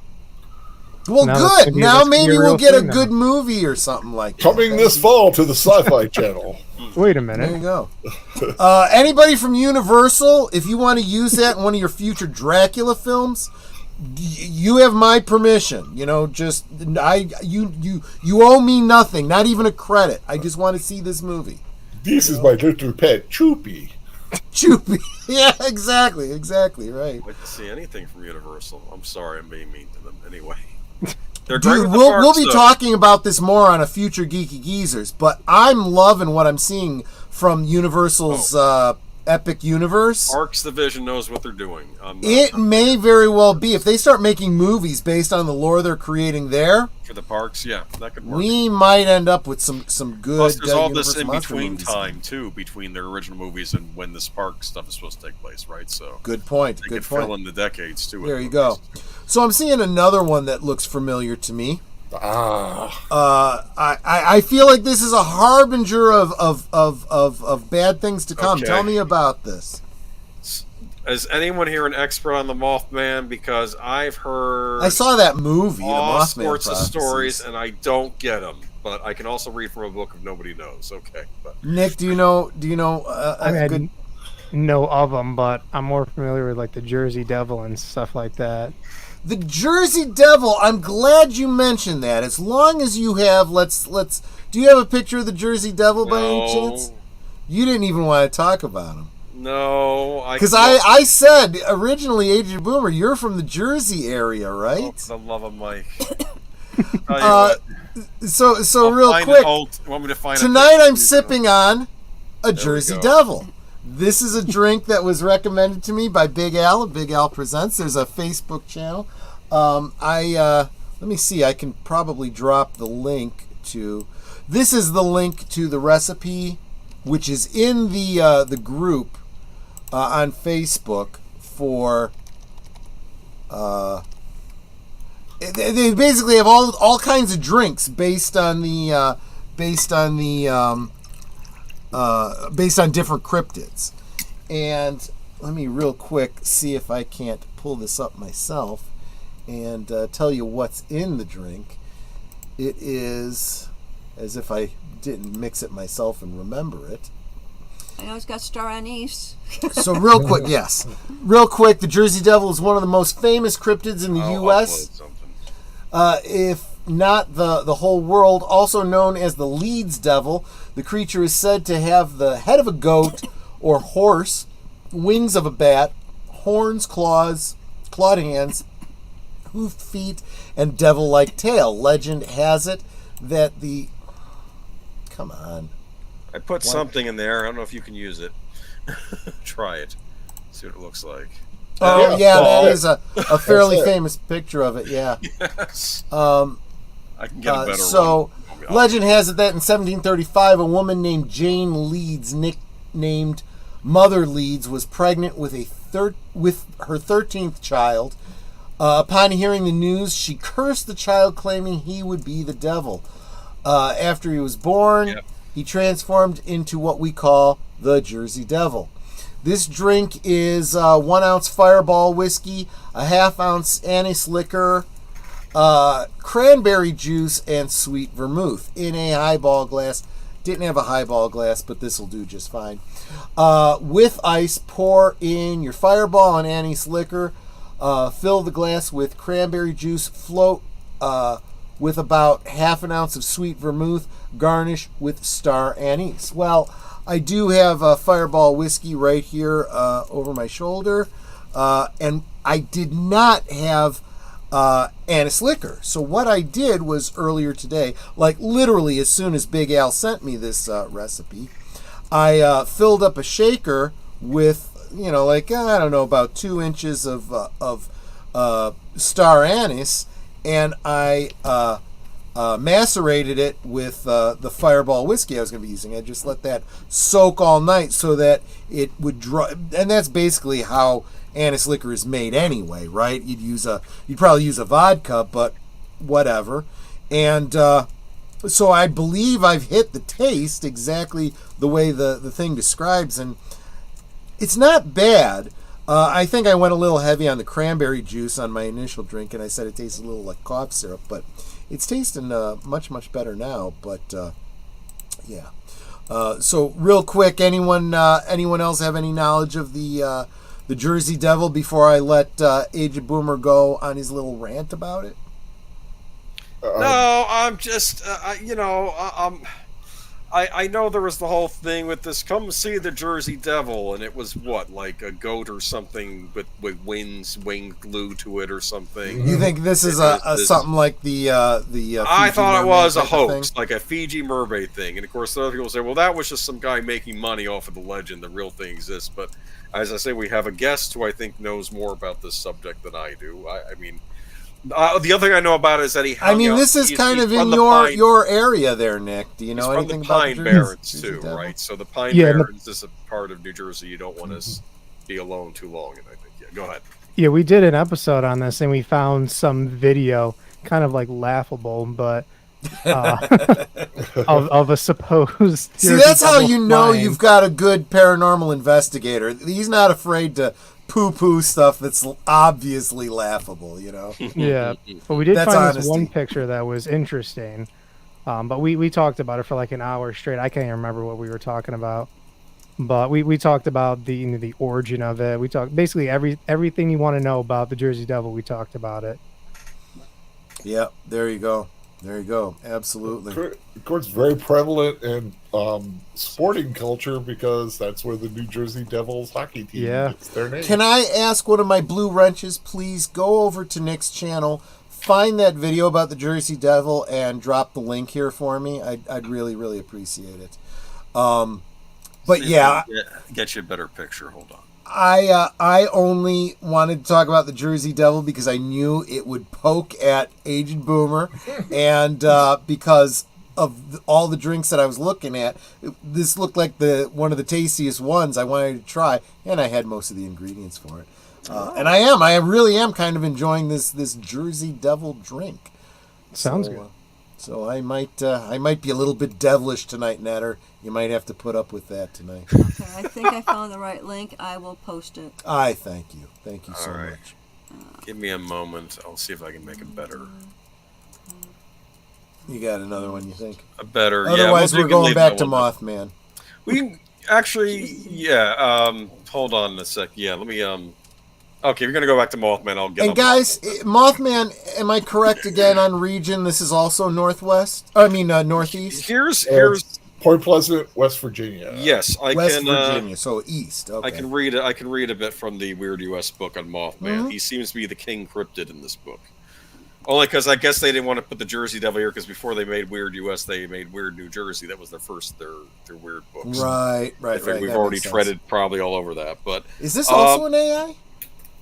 This was an AI. These turned out rather well. That's kind of cool. I like the framing that it did. That's neat. Mothman, the Enigma of Point Pleasant. The story begins on November 12th, 1966, near Clegane, West Virginia. 5 men were in the local cemetery prepping a grave for burial when something that looked like a brown human being flew over their heads. The men were baffled. It looked like a man with wings. A few days later, more sightings took place, electrifying the entire region. Mothman, as the bizarre beast has come to be called, is one of the strangest creatures to ever grace the annals of weirdness in America. Late in the evening on November 15th, 2 young married couples were driving past an abandoned TNT plant near Point Pleasant, West Virginia, when they spotted 2 large eyes attached to something that was shaped like a man but bigger, maybe 6 or 7 feet tall.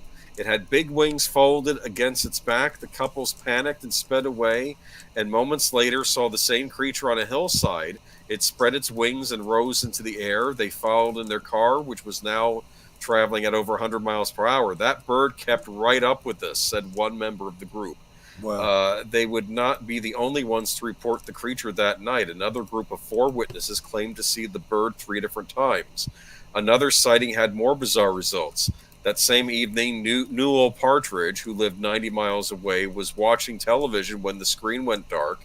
A weird pattern filled the screen, and then he heard a high, loud whine. He heard high, loud whining sounds from outside. Partridge's dog, Bandit, began to howl out on the front porch, and Newell went to see what was going on. When he walked outside, he saw Bandit facing the hay barn. Puzzled, Partridge turned a flashlight in the direction and spotted 2 red circles that looked like eyes or bicycle reflectors. The sight of them frightened him. Bandit, an experienced hunting dog, shot off across into the yard in pursuit of the glowing eyes. Partridge went into the house for his gun, but was too scared to go back outside. The next morning, Bandit was gone. The dog has no problem rushing it. You go for a gun, and you're too afraid. Screw you, dude. The dog has more invested in this than you do. Listen, in D&D you have the fear roll, right? That's what happened to the guy. He rolled a 1 on his fear roll. Save versus fear, yeah, exactly. Okay. Anyway, the next morning Bandit was gone and had still not shown up 2 days later when Partridge read in the newspaper about the sightings in Point Pleasant. One statement in the newspaper chilled him to the bone. Roger Scarberry, a member of the group that spotted the strange bird at the TNT plant, said that as they entered the city limits of Point Pleasant, they saw the body of a large dog lying in the side of the road. A few minutes later, on their way back out of town, the dog was gone. You have no business owning a gun if you are not going to defend your doggo. I'm just saying, he gave his life defending you. Okay, listen, Newell Partridge immediately thought it was a bandit who was never seen again. On November 16th, a press conference was held in the county courthouse, and soon news of the strange sighting spread around the world.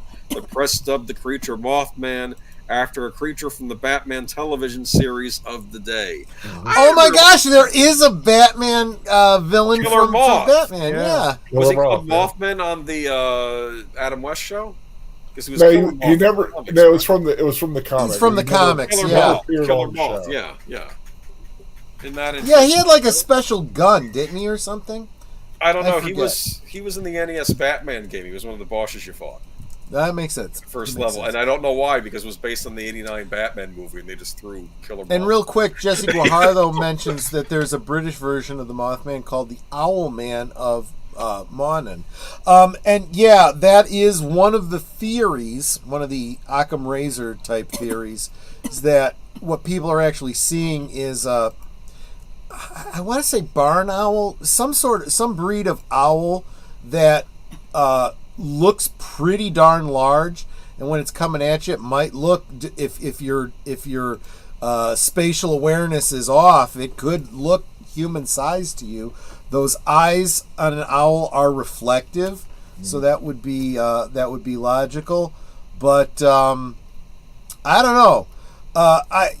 Boomer, I don't know if you're done reading, but I remember there being something about, and maybe I'm just pulling this from the movie, maybe it's not related to anything from the real world, but that these Mothmen are some sort of a harbinger. They tend to show up before catastrophes like a bridge collapse or something like that. The Silver Bridge and Point like Pleasant. A banshee. No. What were you saying, Big Al? You know what it is. The Silver Bridge collapse in Point Pleasant. It collapsed, killed 40-some people. It was reported that the Mothman had been seen on the bridge itself shortly before that collapse, and it's kind of been integrated into the lore of it all. Yeah. So I'll tell you, of all of the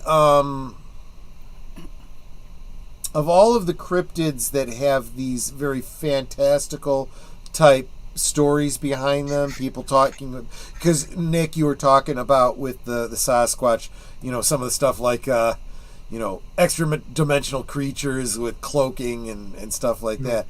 I think of all the cryptids, if anything like that applied, I'd want to attach that to the Mothman. I could almost see this as like some sort of humanoid creature in an encounter suit or an environmental suit that, maybe a time traveler or something that shows up at, events. Oh, interesting. So it'd be like a futuristic suit. Yeah. They ripped off on Star Trek Discovery Season 2. They call exactly. Red Angel. Exactly. Right. Which I was actually interested in until I found out who the it was. Red Angel. That makes no sense when I found out who it was. Based on the lore they set up in Season 1. I'm not getting off on that tangent. This is a cryptid stream. Never mind. Sorry. Yeah. But, it was, another port, there was supposedly Mothman sightings in Moscow before an apartment bombing. Oh, okay, there you go. Was that Chernobyl? Oh, yeah. You think about that, huh? Well, if they were, I can guarantee you the Kremlin would have shut down any stories about that, and anyone who claimed to have seen them would have been just disappeared, relocated. Just because of paranormal creatures, supernatural. No, they don't exist. Exactly. Yes. Before I go any further, Nick and Al, were there any cryptids that you had on your list that we haven't gotten to yet? Go Nick. No, you go ahead. I do have one, but Al, you can go first.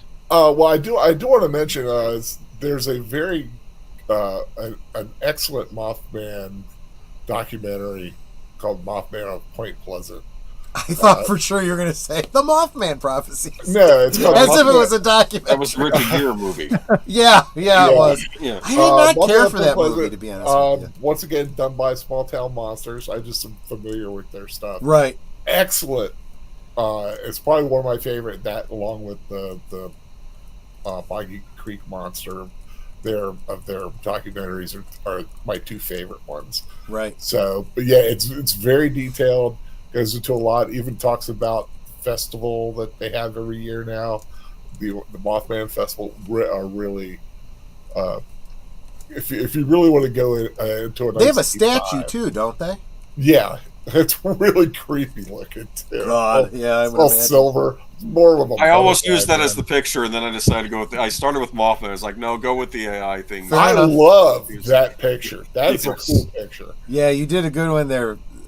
Boomer, yeah. No, but I almost went with the statue. Sure. Yeah. But I see. Thank you.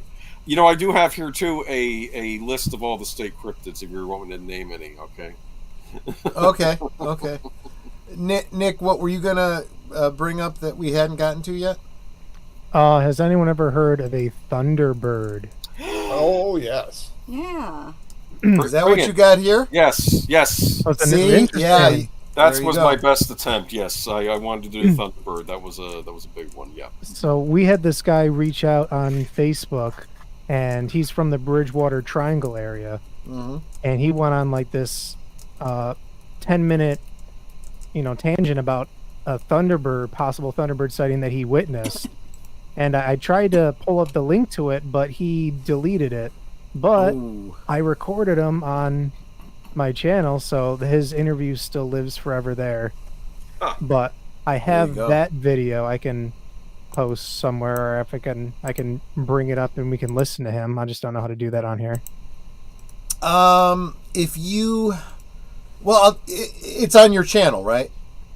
Yes. If you want to just drop a link to it, I can just pull it up and open it up. Okay, let me do that in the chat here. I'll probably get hit with a copyright strike, so you'll have to clear it for me later. No, you shouldn't. But it's at 1754 is when he starts. Did it not go through? You know what? Drop it in the private chat, and that'll be an easier way for me to grab it. Okay. Give me a second. Let me bring this up. And I'll have to take the time off there. And how far in do I go? I think it's at the 1750-ish mark.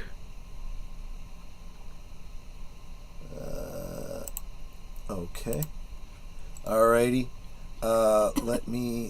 What's the best way to do this? Let me blow And you that shouldn't up. get a copyright strike because the author's right here. Yeah. Sometimes YouTube does it automatically, but if I contest it, they'll send you something that says, this guy is copying your right or something, and you can clear it for me. I'm saying take down the channel. Take down that bastard. He's a son of a bitch. Let me present video. Give me a second here. What is Thunderbird the state cryptid of? It's one of them. That's Northwest, isn't it? This is Northeast. Oh, okay. North Dakota, oddly enough, though it's been seen in many. Yeah, that's what I was thinking. So it's been seen in many states, though. Yes, Illinois, Missouri. I don't know where you're saying it was from too, because I think they've been seen around different states. Wisconsin, I believe, has. I've heard. Okay, let me.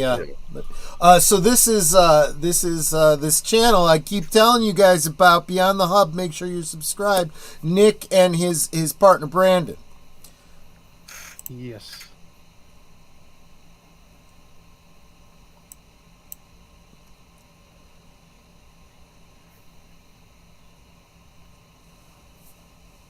I don't hear anything. Not hear anything either. No audio. Did you share audio? Are you guys hearing the volume? No. Oh, shoot. Hold on. Maybe I didn't share audio. Anyway, but the Bridgewater Triangle, yeah. Maybe you want to tell while Troy's doing that. Do you want to briefly talk to us again about the Bridgewater Triangle, maybe? I mean, I can bring up this is what I basically the synopsis of a Thunderbird, though, if anyone is curious. Sure. It's like a legendary creature that people talk about. It's sort of like a giant bird. We're sharing the. I'm hearing echoing. I do. Okay, guys, I'm gonna mute you guys because while the video's playing, your audio is gonna come through. So let me just mute you guys until after this part. Actually, Nick, I'm gonna leave you on. You will echo, but just so that you can stop me when you think I need to stop. Okay.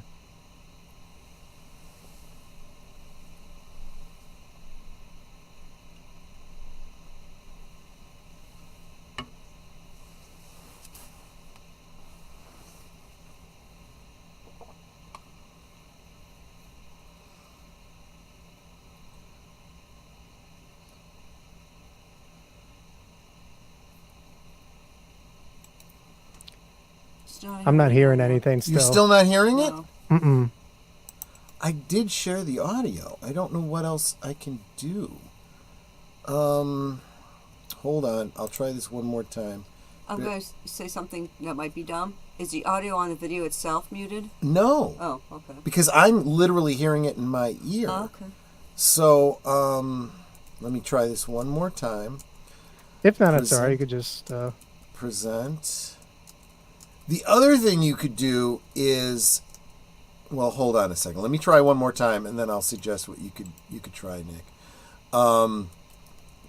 Share screen, entire screen. This one right here. Also share audio. Share. I guess I got it back up now.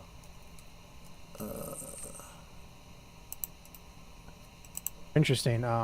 That he you hearing your took own the time voice to make there, Nick? this video for us. Yep. Well, thank Okay. you very much. I think it's Harry. His name's You're not hearing Harry. it. Okay. I'm gonna try to format this. I don't know why it won't. Well, let's click it. Do you use I was OBS? asked to share my Yeah. Thunderbird Okay, I experience can hear it that I now. had when I was 14. Mm-hmm. I call it a Thunderbird because that's what everyone refers it to. However, I look at it more as if it was a very large condor, maybe a cryptid condor of some kind. But here's my story.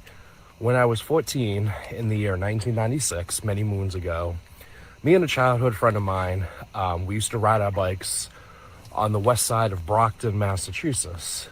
It's where I grew up. And we used to ride our bikes around the old neighborhood And one particular area where we used to love to ride our bicycles was behind Brockton High School.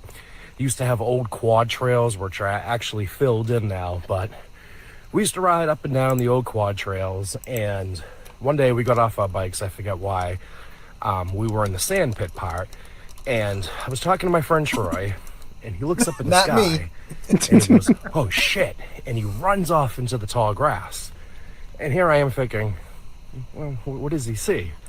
So as I turned around, the trees were blowing like crazy, all the brush was blowing like crazy, all the tall grass, and it sounded like a car driving on all 4 flat tires. And I look up in the sky, and I see this big, massive bird that resembled the condor from King Kong, the original King Kong in, I think, 1930s. Yeah. And this bird was flying about 3 stories up. Each wing was probably a little larger than a 78 Lincoln Town car, for those of you who remember that car. Anyway, his torso was massive, and the creature looked very old. It was missing fur, had patches of fur. The spots that were bald looked like old brown worn-out suede. And I can remember this bird. It was about 3 stories up. It was flying towards me. And I just remember thinking to myself, oh God, this bird is huge. I hope he doesn't mistake me for a worm and scoop me up and carry me on his way. But for some strange reason, this bird, it's very hard to explain. This bird looked like it didn't belong. It saw me, but it's like it wasn't there. Or I wasn't there. It kind of looked like it was looking at me, but beyond me, like I wasn't there. And I just, for some reason, I knew that this bird. Maybe the bird, the thunderbird he saw was not aware that he himself could see the bird. Could see him. Maybe that's why he was looking at him like, that's strange. That human's looking at me. Huh? He can't see me. He can't see me. Right? Yeah, that's what I'm like. Looking through him, looking past him. Bird would just continue flying over me. I wasn't really paranoid anymore. And as it flew over me, it had like knotted up fur with twigs caught in it and cobwebs. And again, that's one of the reasons why the creature looked very old. And as it flew over me, the fur went everywhere. Picture a cattail in the marsh. When you open it up, all that fur, all that cotton that goes everywhere, that's what it looked like. Just pause it right there. If that would have happened to me, I mean, who knows what you actually would do in that situation. Right. But if there was like literal evidence, or like I seen a Bigfoot, or if I need to see some sort of cryptid or something, I would have grabbed that. I would grab that evidence. Yeah. But maybe, who knows what you're going to do in that situation? There could be life or death when you're seeing something real. Like he's experienced something, he's described it in his accounts. Like if you saw a Bigfoot, let's go scarier. If you saw a dog man or a werewolf, right, and it was, I don't know, 50 yards from you, but you can confirm, like, there's not a well, first I'd mess doubt myself. that was a dog man. Then I'd regroup and come up with a better plan. Would you go to where it was standing to see if you can gather fur or something? Yeah. Yeah? Absolutely. You're crazy, dude. Absolutely. You're crazy. Because, and then I wouldn't be crazy. That's I think you're crazy for doing it, but I don't think you're crazy for believing that they're real. Yeah. I think that's less crazy. Let's play on a little bit more. And then we got some other stories from the group. And the other thing that was weird about this bird was it was very in sync. Each wing flapped at the same time. It never changed altitude. It never went, to the left, to the right. It always stayed on one course. And it flew by me going towards the Hockomock Swamp. Now, what is the Hockomock Swamp? Well, I'll get into that in a minute. So, anyway, my friend Trey came out of hiding, and he's like, it's still not me. Harry, did you see the size of that bird? That was massive. And I'm just like, yeah, I saw it. I wasn't scared, even though a little part of me was. So, I want to say the next day, I told my mother about the story, and she thought because I was a young kid, any bird would look, massive in the sky to me. So me and my friend, we kind of forgot about it over the years. We never really talked about it. it was like a forgotten memory. And now this was in 1996. So years later, in 2007, me and a couple buddies of mine, we were bored, and he was my buddy. I think online. He was looking up online. Kind of goes on about something else. Okay. Cool. All right. But So yeah, great story. And he hasn't like reached out to you to take the video down or something like that. No, he hasn't. Well, then I wouldn't. If he doesn't, he gave you the interview in good faith, so whatever. No, and I don't disbelieve him. It sounds like a pretty plausible theory. The theory that I've heard from a lot of so just like how Nessie is, some people have theorized might be a plesiosaur that has survived, into the modern day and whatnot. One of the theories is that his theory is that it's a giant condor. So it could be an incredibly large condor or pterodactyl. Well, some sort of pterosaur. A lot of people are thinking a creature called the Quetzalcoatlus, which is, of course, named for the mythical Central American deity Quetzalcoatl, which was the flying serpent. This was a real world pterosaur that is the largest known flying creature that ever existed. Did not exist in written history, but may have overlapped with early humans.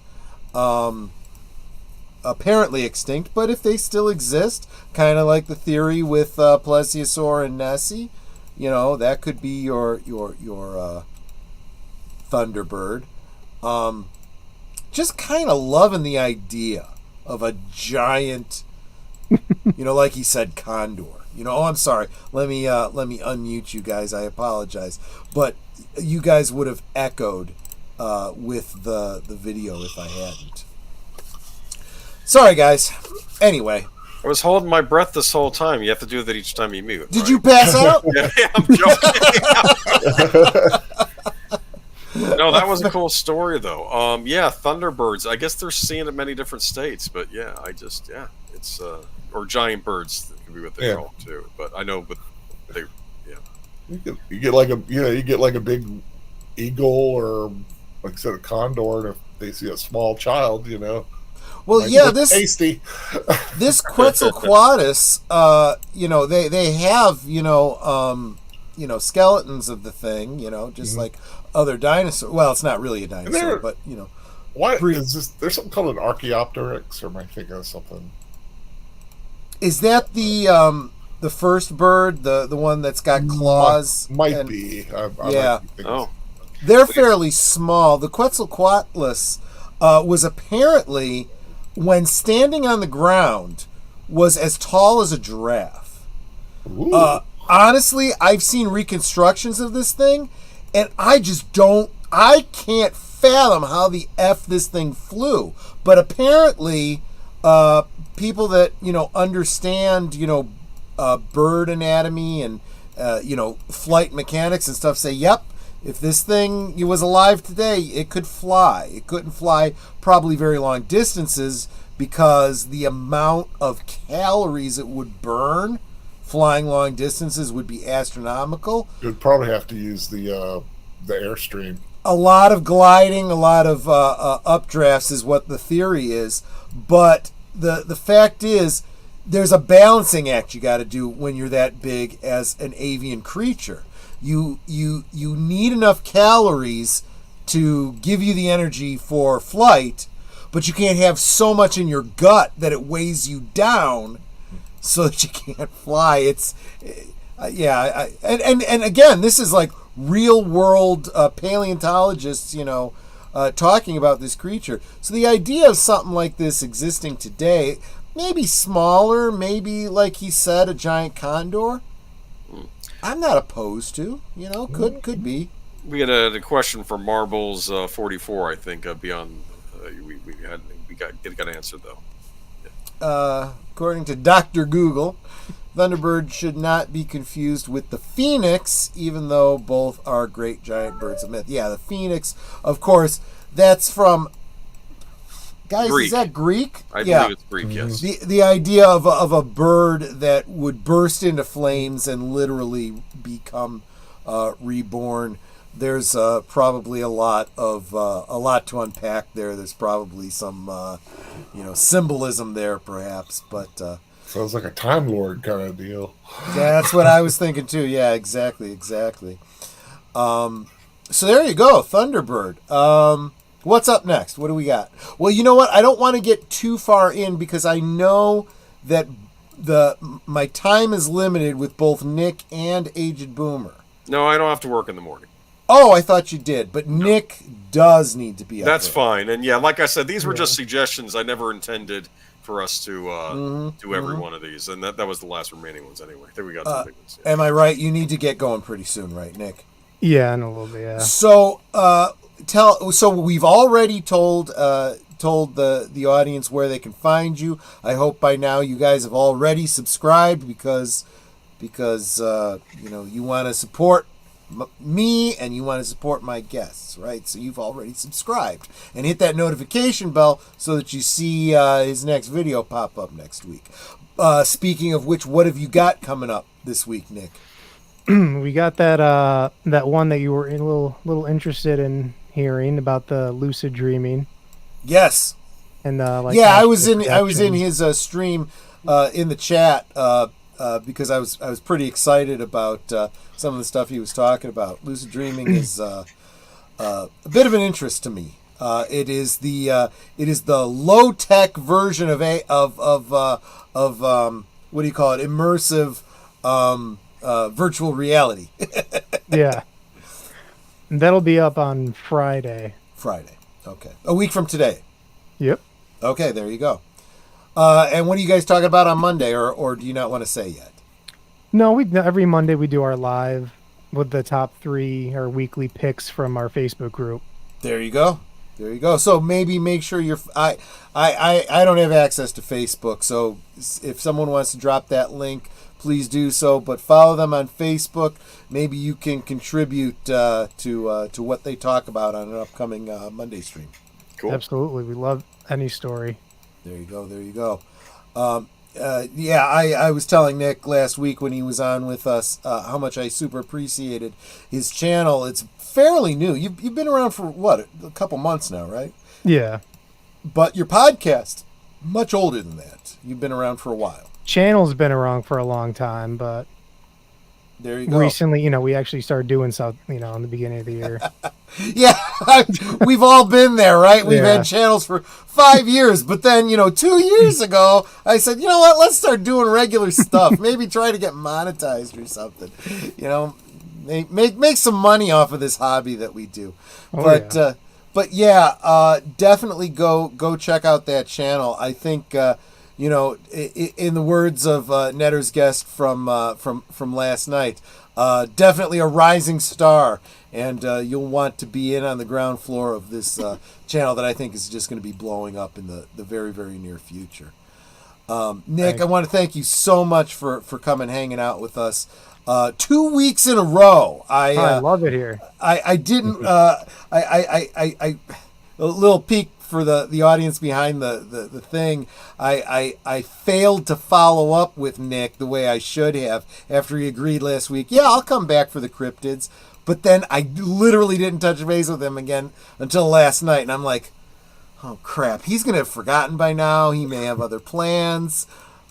Which was almost the case, right? Because you had forgotten. But thanks for coming and hanging out with us as long as you could. Any last words before you leave us? No, thank you everyone for being here, and can't wait to check out everyone else's channels too. Cool. Awesome, man. Thanks Pleasure again. meeting you. And if we do another one like this, I'll at least extend you an invitation because you are our subject matter expert in the weird, paranormal, and supernatural. Well, thank you so much. Basalut. All right, have a good one. Bye-bye. Bye. Bye. Bye. And the rest of you guys, you still got some time? Because I got a little bit of time. I'm looking at, I'm seeing at least 3 more. Well, actually, this one we've already No, but done. I have a list, too, of the state cryptids. If you want me to Well, we're not going to do all 50 states. We're going to do all 50 tonight. We'll be here to 5 in the morning. No, I'll definitely get my I figured I would ask. I would ask about Illinois for you, and I would ask about where do you live, Al? I'm sorry, Maryland. Yeah, Maryland. Well, we'll go. Maybe we could do Maryland, and we could do Illinois. I don't have pictures of those things, but I can maybe look for them. Fair enough. But did you want to discuss the Thunderbird at all, or I have a thing in my... Oh yeah, I have a little thing in Weird US. Here's the thing. Usually I would go to the library and pick up all sorts of books, but I caught a little bug this week. But luckily, I forgot that I'd ordered these 2 volumes of Weird US, and they had a section here. I was just going on Weird US, like, what... You okay? Yeah, we're fine. Why? I thought I heard a... I thought Bill... That was probably the ice cube in my drink. Oh, Sorry. that's okay. Okay, I didn't know if maybe some evil cryptid doesn't want me talking about this or something. Okay, let's see. This is from Illinois. I'll do an Illinois story for you. Okay. Giant swooping birds. One of the best documented encounters with giant birds occurred in 1977 in Lawndale, a small town in Logan County, Illinois. You know where Logan County is? I do. Okay. On the evening of July 25th, reports came in of 2 huge birds swooping in the sky. Finally, they headed straight down and reportedly attacked 3 boys who were playing in the backyard of Ruth and Jake Lowe. One of the birds grasped the shirt of 10-year-old Marlon Lowe. The boy tried to fight the bird off, then cried loudly for help. Marlon's mother ran outside to see the bird actually lift the boy 3 feet from the ground and carry him about 35 feet. She screamed, and the bird released the child. Luckily, although scratched and badly frightened, Marlon was not seriously injured. 4 other adults appeared on the scene within seconds of the attack. They described the birds as black, with bands of white around their necks. They had long, curved beaks and wingspans of at least 10 feet. The 2 birds were last seen flying towards some trees near Kickapoo Creek. Ruth Lowe spent long hours looking through the books, certain that the creature had not been a turkey vulture, as an area game warden tried to convince her that it was. I was standing at the door, she told investigators, and I saw Marlin's feet dangling in the air. There are any birds around here that can lift him up like that. Experts tell that there aren't any birds on the North American continent capable of it either, yet something appeared in Lawndale that day and managed to do the impossible, and the Lawndale incidents would not be the last sighting in central Illinois. 3 days later in McLean County, a farmer named Stanley Thompson spotted a bird of the same size and description flying over his farm close to the radio-controlled airplanes he and his friends were flying. He claimed the bird dwarfed the small plane that buzzed close to it. The next sighting took place near Bloomington when a mail truck driver named James Majors spotted the 2 birds. He believed they were very large condors. He saw one of them fly into a nearby field and pick up a small animal, which he believed to be a pig. Officials from the Department of Conservation insisted the birds were merely turkey vultures, but wildlife experts and cryptozoologists refute this statement. The only North American bird with a wingspan of up to 9 feet is the California condor, but the condor is an endangered species found only in a few areas in California. There is little chance that a few stray birds traveled to Illinois to attack small children. Another witness reported looking out the window of her home near Chester and saw a huge bird nesting in the top of a tall tree in her backyard. The bird was much larger than any she had ever seen before. A few minutes later, it flew off, gliding toward the Mississippi River. Its wingspan, she guessed, was at least 10 to 15 feet.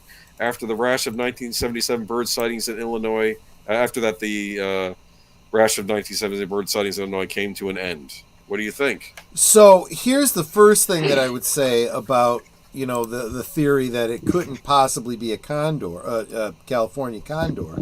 Mm-hmm. If you have a bird, if you have any species that is endangered, why is it endangered? Usually because their territory is being encroached on, they're running out of prey, so on and so forth.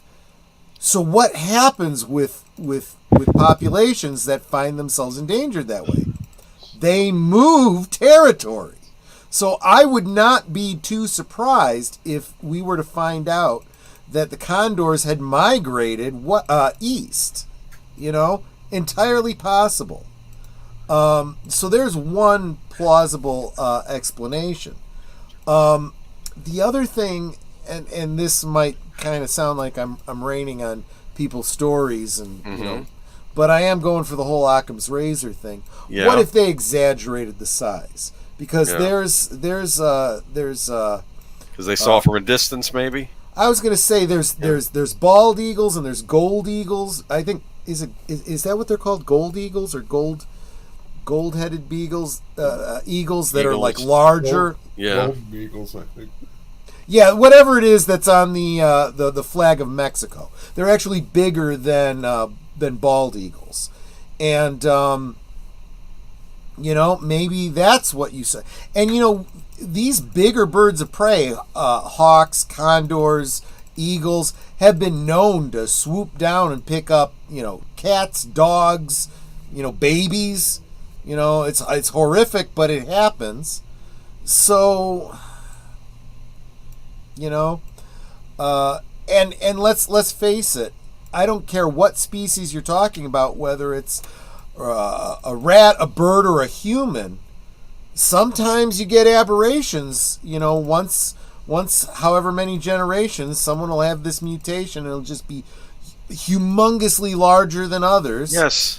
What if the children almost flew off with a kid? I'll tell you what. Any kid that can't fight off a bird, well, that's just Darwin. In the future generations, we'll have bigger, stronger babies, bigger, stronger humans. This is something the Scrooge would say. What are you doing? It's the surplus. Yeah, now you're thinking, Scrooge McDuck. He would say something like that. Oh, right. Exactly. I will say, because we got, turkey buzzards. I've seen some big turkey buzzards. Yes, they. If you don't live in an area where these birds are indigenous and you've never seen one yourself, you don't realize how big these suckers get. And then someone tells you a story. Someone from that area goes, "Yep, seen them all the time myself." And other people are going, "Oh, you're crazy. You're drunk. You're making up stories." And I used to live in a trailer with a metal roof, and when you get a couple of those suckers walking around that roof, it just sounds like the world's about to end. So, have you guys seen the movie? I don't remember what it's called, but it was clearly inspired by Hitchcock's The Birds. It's a really low budget, really bad film. It's probably out there on Tubi, about some people being attacked by these birds, and it's all CG, and the CG is just the absolute worst thing. It's called Turkey Shoot or something? No, I don't know. It was called I want to say it was like Bird Attacks or something like that. Anyway, the only reason I bring that up is because the Corridor crew took and redid it. Flip this bird the bird and you're done for. I don't know. They took and they redid all the CG in all the key scenes, and it actually looked really good. But one of the guys in the Corridor crew is friends with the main actress from the movie, and they asked her to come do a pickup shot so that they could give her like a big final boss type battle scene or whatever. So they just had to get her saying a few snappy one-liners, and then they created a boss bird for her to fight. It was like this big old humanoid bird creature. It was disturbing. It was disturbing. It was funny, but it was good. Birdemic, Shock and Terror. I'm just looking at Birdemic 2, The Resurrection. Birdemic 3, Seagull. If it was, I did not know there were sequels. Let me see if I can find it, because Terror Birds. It actually has Greg Evigan in it. Holy crap! There's a lot of bad bird attack movies. I love this one. Poultrygeist, Night of the Chicken Dead. I can guarantee you that wasn't it, but now I'm curious. Let me check my viewing history. I know if I search here. Corridor Crew. It's going to be here. Yeah, we just watched it last night. Claw. That's right, we did. Claw. Here it is. VFX fixes. Let's see. It doesn't. Does it say this episode inspired by one of the worst movies of all time? Yes, you were right. Birdemic Shock and Terror. Oh my gosh. So I am going to go ahead and drop this in the chat if you guys want to see. This is the Corridor Cruise fixing it up. You could do your own search to find the movie if you want to see this POS film. Corridor Crew does a great job of taking bad CG and, well, at least improving it. But yeah, Birdemic. Oh my God. There you go.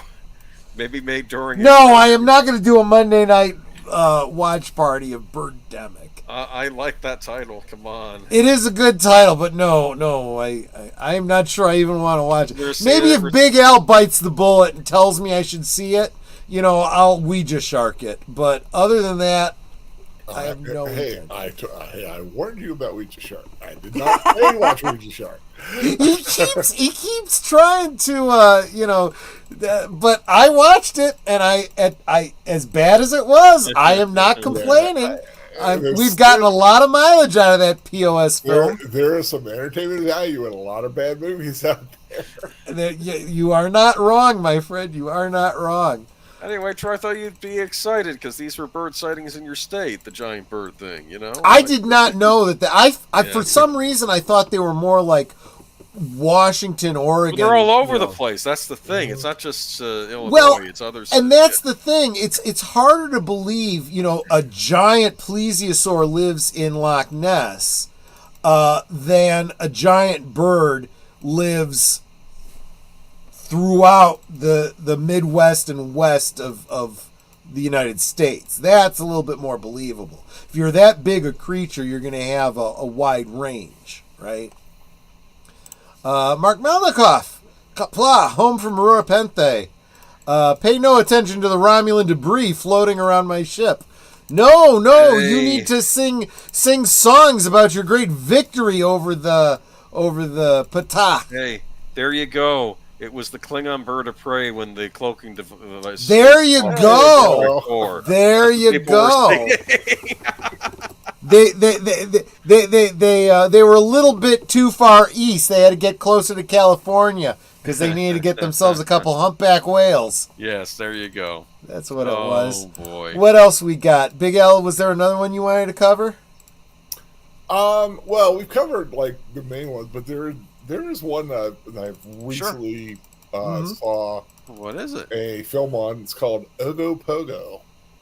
What is Ogo? I've heard you mention this before. Wait a minute. I'll send something up to put. You got one? Okay. I think it's another. Ogo Pogo is a lake monster. Yeah. It is a lake monster in Lake Okanagan in Canada, and it's one of those creatures it's supposedly kind of was well, I don't know if deified is the right word.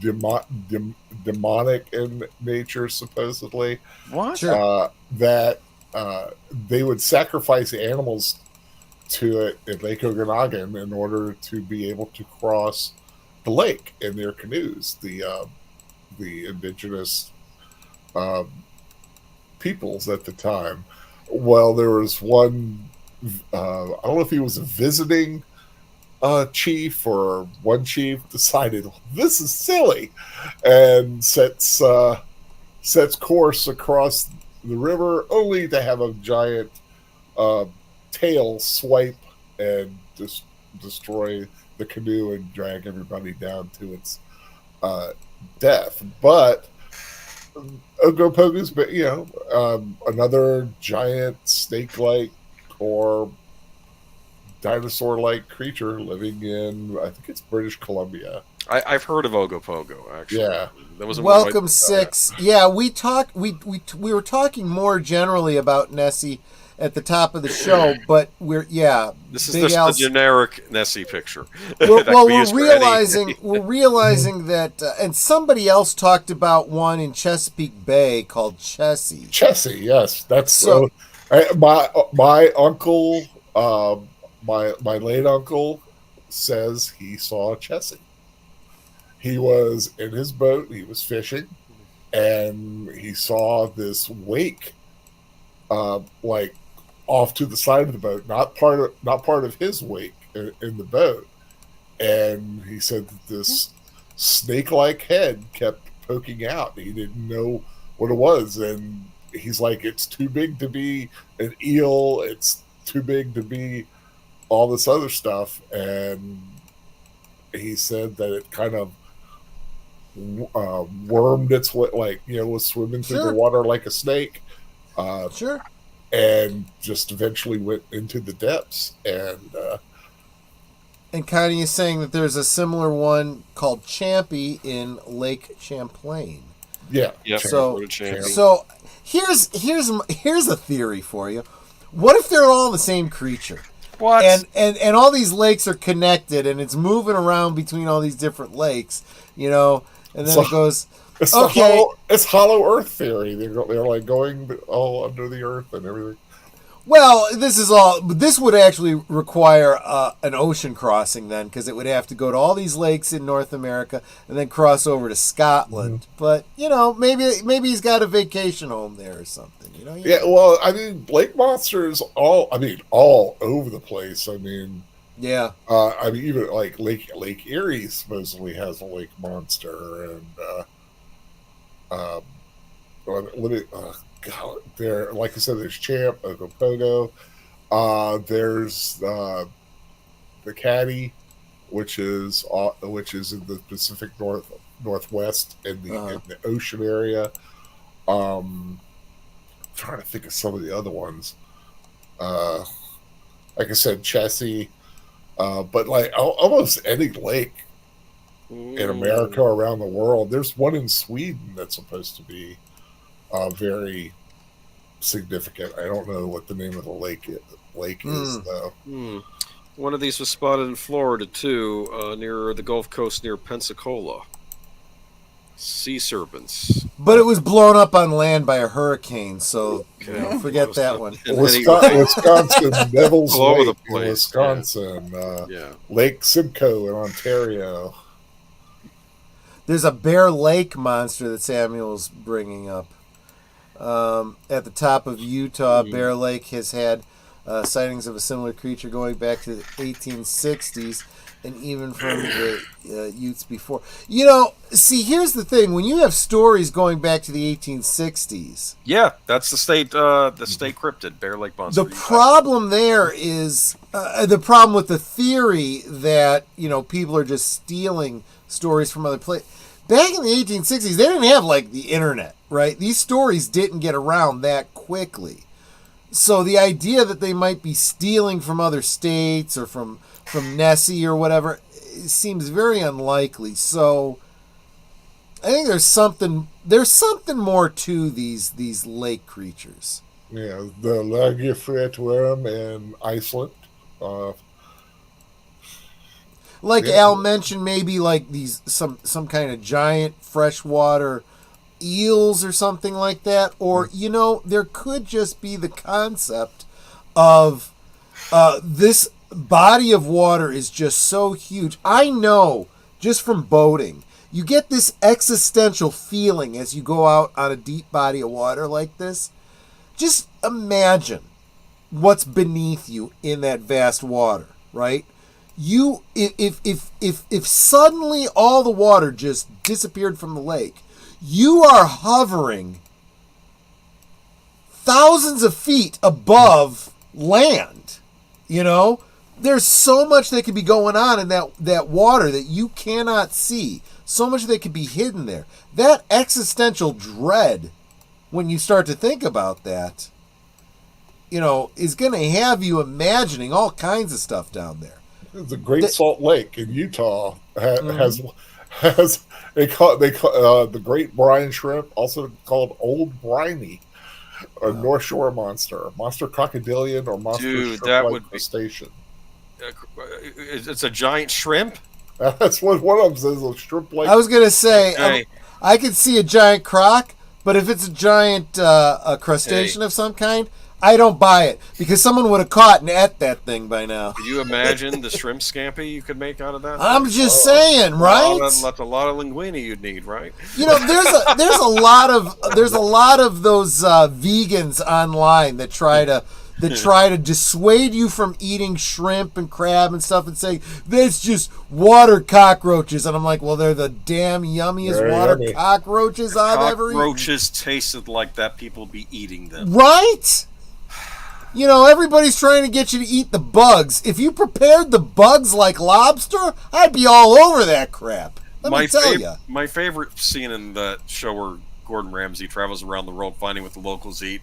They'll have one where like, hey, we eat this insect, try it, and he puts it in his mouth and spits it right out.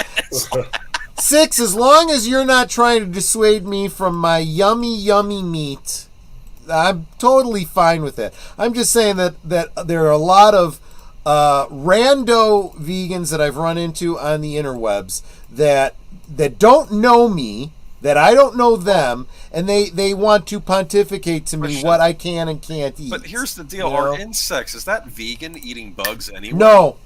Yeah, vegan so would be eating absolutely nothing that's an animal product. That would include eggs. That would include milk, cheese, butter, anything. But here's what I understand: when they're always pushing the bug eating, I'm thinking, oh, they're wanting us to stay. No, but they're not telling you to. They're not recommending the vegan diet to you, which would be, I guess, no, they're not. Other sources of protein like beans and stuff.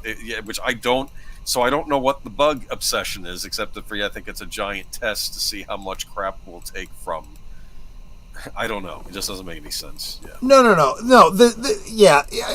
I'm combining two different things here. Don't get confused. Yes. The eat the bugs crowd is these globalists that want to depopulate the world and thinks that there's too many people in the world. We shouldn't be eating cows because they take up too much resources. If you need protein, eat bugs instead. That's we what weren't that meaning to is. conflate vegans with pushing. That is not the same thing as vegans. It's completely not, because a vegan would not be eating the bugs either. Here's the other thing, and this is where, this is just science. This is the connection between the shrimp and when they say shrimp are water cockroaches, they're kind of right, because if you ate a cockroach and you were allergic to shellfish, you would have the exact same reaction, because the same material that their shell is made out of is what they're allergic to. So you can't eat the bugs if you are allergic to shellfish. Just saying. So. Yeah, no. I'm sorry. I didn't. That's not what I was saying. I was that's what I was explaining that vegans don't eat any animal products at all, including things like milk or. I saw whatever. the comment. That's why I suspect, and tell me if this is true for you or not, Six, that a vegan doesn't even wear leather, doesn't wear wool. I guess you'd only have you'd only use cotton and denim. And Is plant denim fibers. cotton? Denim is cotton, yes. Okay. Oh yes, I am a big proponent of cotton. Cotton as a natural fiber is I personally think the best. A denim jacket I liked a lot. I love denim. I want a denim jacket. It is the best. I think it is one of the greatest inventions of the 19th century. I used to have a nice denim jacket. Oh man, I just liked wearing that. I look good in a denim jacket. Mark, you say that, but some of your friends up there in across the Maple Curtain claim to be vegan Klingons. Anyway, I don't know how that works, but there you go. You did have a vegan version of the dish, though, didn't you? I see. Wow, you really listen. So I before the disease that shall not be named hit us, I used to do a Klingon gathering every year at my house, and Right. Okay. So see, I knew what I was talking about. I used to do a gathering here of the Klingons every year.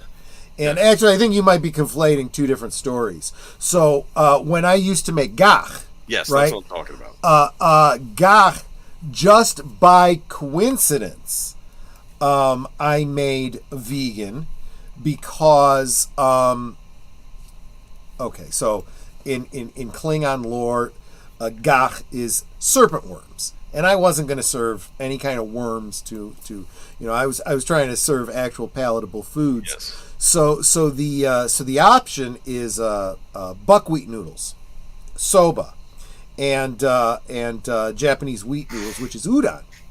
And you do a stir fry with soy sauce and different vegetables and whatnot. Ginger too, or was it? Yeah. I didn't use ginger, but now that you mention it, that actually sounds like it would be really, really good. But I had looked like one the of actual thing. Yeah. One of the Klingons that used to come to my house every year for this was allergic, like actually allergic to onions, and I used to chop up onions. So I would make her a whole separate batch that had no onions in it. Because it was a stir fry, I often used eggs, but that particular year I didn't use any eggs, and I was like, hey, I just realized I made a vegan dish because I didn't use eggs this year. Vegetable oil, there was nothing, there was no animal products in it whatsoever. But the other story that I told, completely unrelated to the Klingons, was I went to I think it was a solstice fest right around Christmas time, and I brought fruitcake, but because there was a lot of vegans that were going to be attending, I had to find substitutes for eggs.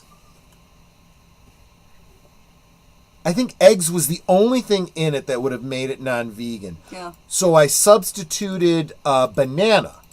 And I was like, banana actually sounds like a brilliant ingredient for a fruitcake. It wasn't bad. Yeah. The consistency wasn't the same, but it was good. It was good.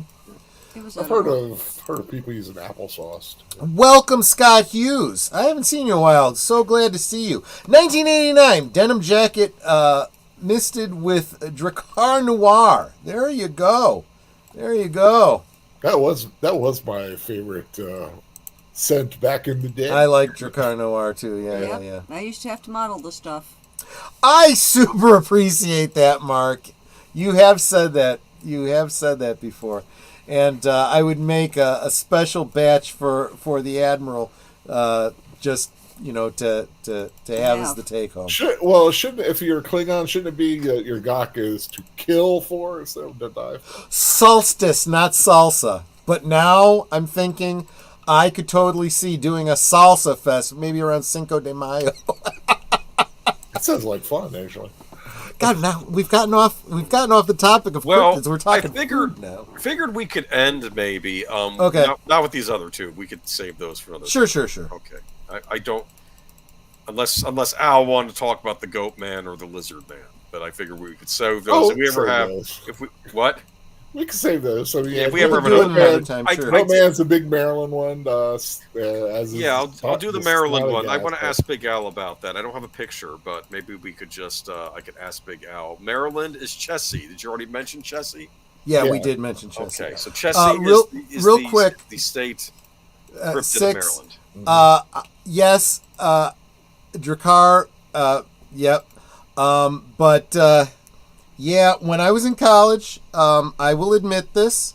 I did use Axe body spray. I know it has a bad reputation, but I did not use it the way so many preteens did. I used it the way a body spray is intended to be. I never lit it on fire either. I never thought about that until I heard more recently that's what kids were doing with it. Because they're stupid? Because that's what kids do.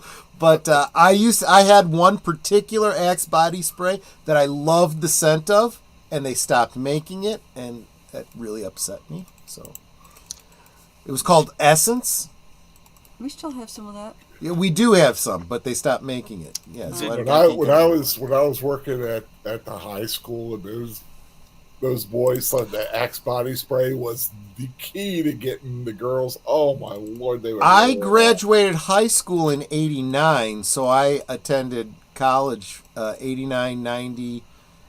Well, right up to 92. I guess when it was I got around married. back then too, wasn't it? They were probably Yeah, it absolutely was. And salute to the Clue Channel. Welcome, they got welcome. rid of those commercials after a certain something. There is a couple of YouTube videos I just watched them recently that talked about the rise and fall of Axe body spray. Yeah, I should watch that. It still exists, but most of what Axe is selling now is like body wash and stuff like that. But it still exists. I did want to ask Troy here Mm-hmm. about the state cryptid of Illinois.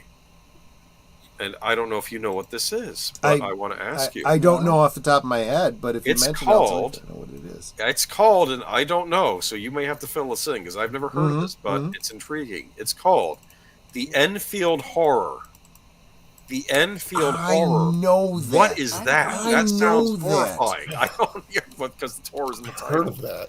The Enfield Horror. I don't know what that is. It's probably in your Weird Illinois book, I'm sure, but it probly is, but it's easier for me to look it up on the Cryptid Wiki. Yeah, Cryptid During the 1970s. Wow, this is my stomping grounds here, temporally speaking. Here, I'll get rid of something horrible stalked the small town of Enfield, Illinois. Although Illinois is already home to phenomena such as Strange Lights, Phantom Black Panther, I never heard of that one, and Thunderbirds, we just talked about, something even stranger briefly haunted the people of this town. On April 25th, 1973, I was about 2 years old, so, Henry McDaniel was among the first to encounter the terrible aberration, the Enfield Horror. At about 9:30 that night, McDaniel and his wife had returned home and were greeted by their two children, Lil and Henry. The kids proceeded to tell them the tale about how something had tried to get into the house, scratching at the door. Shortly thereafter, Henry was alerted to a peculiar scratching sound at his front door. He expected to see a dog or a cat, but there he met instead. What he met was far stranger. What Henry found, to his terror, was a creature that, and this is in quotes, had 3 legs on it, a short body, 2 little short arms, and 2 pink eyes as big as flashlights. It stood 4.5 feet tall and was grayish colored. It was trying to get into the house. Close quote. Henry was completely mortified by the sight of this horrible apparition, slammed the door, and rushed to grab his .22 pistol and a flashlight. Henry proceeded to fire on the creature 4 times, and according to him, when I fired that first shot, I know I hit. The beast hissed at him. Yikes. Most sources say that it sounded rather like a wildcat, and proceeded to bound away in long leaps across the yard, eventually becoming lost in McDaniel's sight as it made its way towards the railroad and the cover of the trees. He asserted that he had seen the thing cover 50 feet in 3 leaps. Stunned by the encounter, Henry proceeded to call the police. Upon investigation, the state troopers discovered a series of scratches in the siding of the house and footprints that were very similar to a dog's, but having 6 toes instead of 4. 2 of the tracks were 4 inches wide, with the print left by a third foot that was similar. Wow. Yeah, I don't know that one. Yeah, it goes on for a bit, but that's the basic story. That's I had never heard this before. Well, that's your state cryptid. That's a little creepy, isn't it? That is pretty damn weird. I'd never heard this before. I was looking at some of the images of it, and it's like, yeah. It looks like a Dungeons and Dragons creature, and I don't mean like the cool ones. I mean the weird ass ones that showed up in the first edition monster manual. Some of them look like a Lovecraftian horror, and other ones look like they make it look cute. It's got like 3 legs with a big old smile. Well, first thing I think is, could this be some natural creature?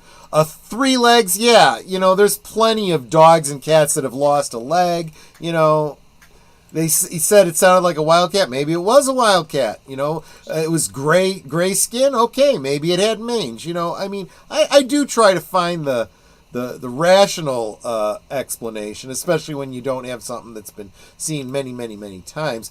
Something that's so new that it was first seen in 1973, I start going, Scott Hughes graduated in 1990, had a perfect youth, old enough to experience the original Star Wars. It was at the drive-in. Yeah, I went to a drive-in in Ohio with my uncle to see it. Perfect music for teenagers, 84 to 90. Yeah, Age of Boomer and I have done some 80s, yes. Recalling the music of the 80s and recalling movies of certain years.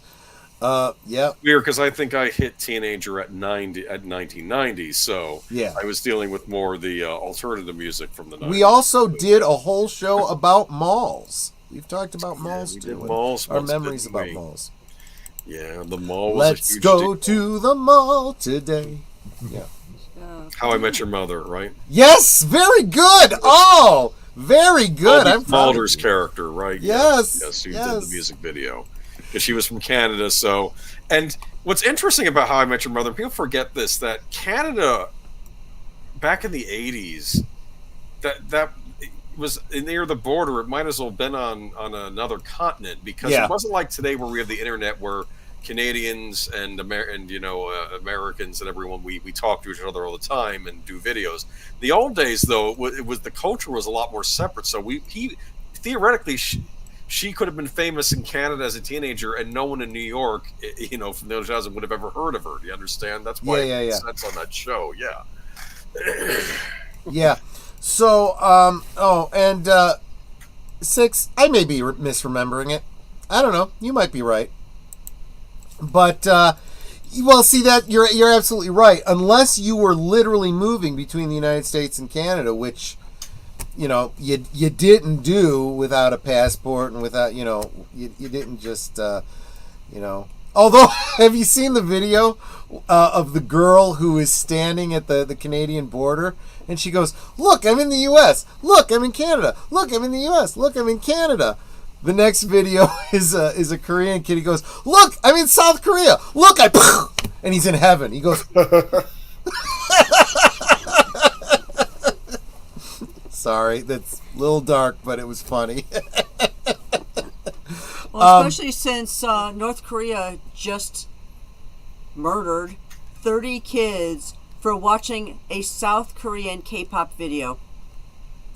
Wow. Yeah. No, they have very, very strict censors in North Korea, and but the punishment, that's outrageous. That's what I mean. That's that totalitarianism, right? That we really, really should be concerned about.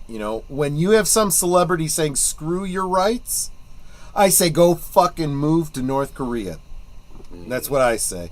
Anyway, getting off topic there, but I had not heard about this. I had heard the Enfield horror. I did not know that's what it was. Yeah. So that I guess I thought the Enfield horror was like some sort of demon possession kind of situation. I didn't realize. I thought it was a haunting. I think because that's what The Conjuring 2 was based on, but it was Enfield, England. This must be a different Enfield. Ah, there we go. See that? There is my confusion. I heard Enfield. I was thinking a football field. Yeah. Oh, that's the end zone. Yeah, it was the Enfield Poltergeist was the plot of the second movie. That's what I heard, but that was in England. So London, I think. So Scott, I don't know how close is that to Mansfield, Ohio? Because if it's reasonably close, then it's entirely possible that was the drive-in I went to. Because there wasn't a drive-in in Mansfield. Mansfield's, you sneeze going through it and you'll miss it. Yeah. So,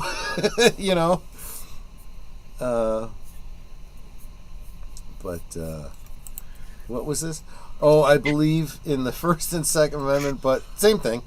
Yeah, exactly, right. But yeah, so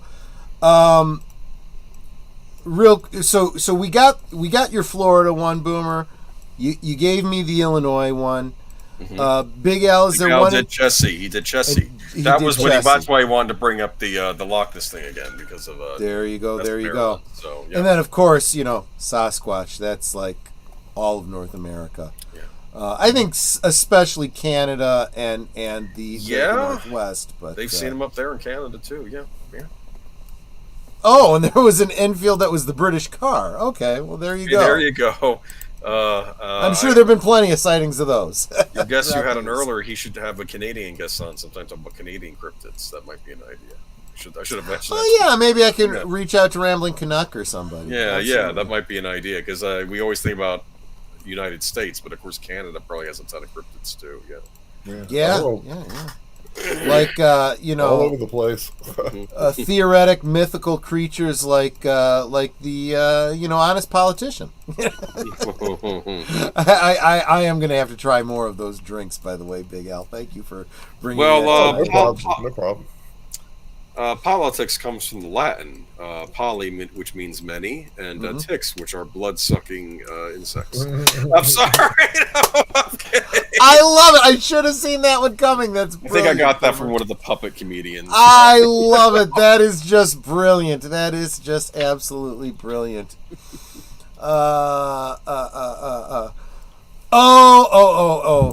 You weren't bothered by the First and Second Amendment. You were bothered by Mark's comment about malls.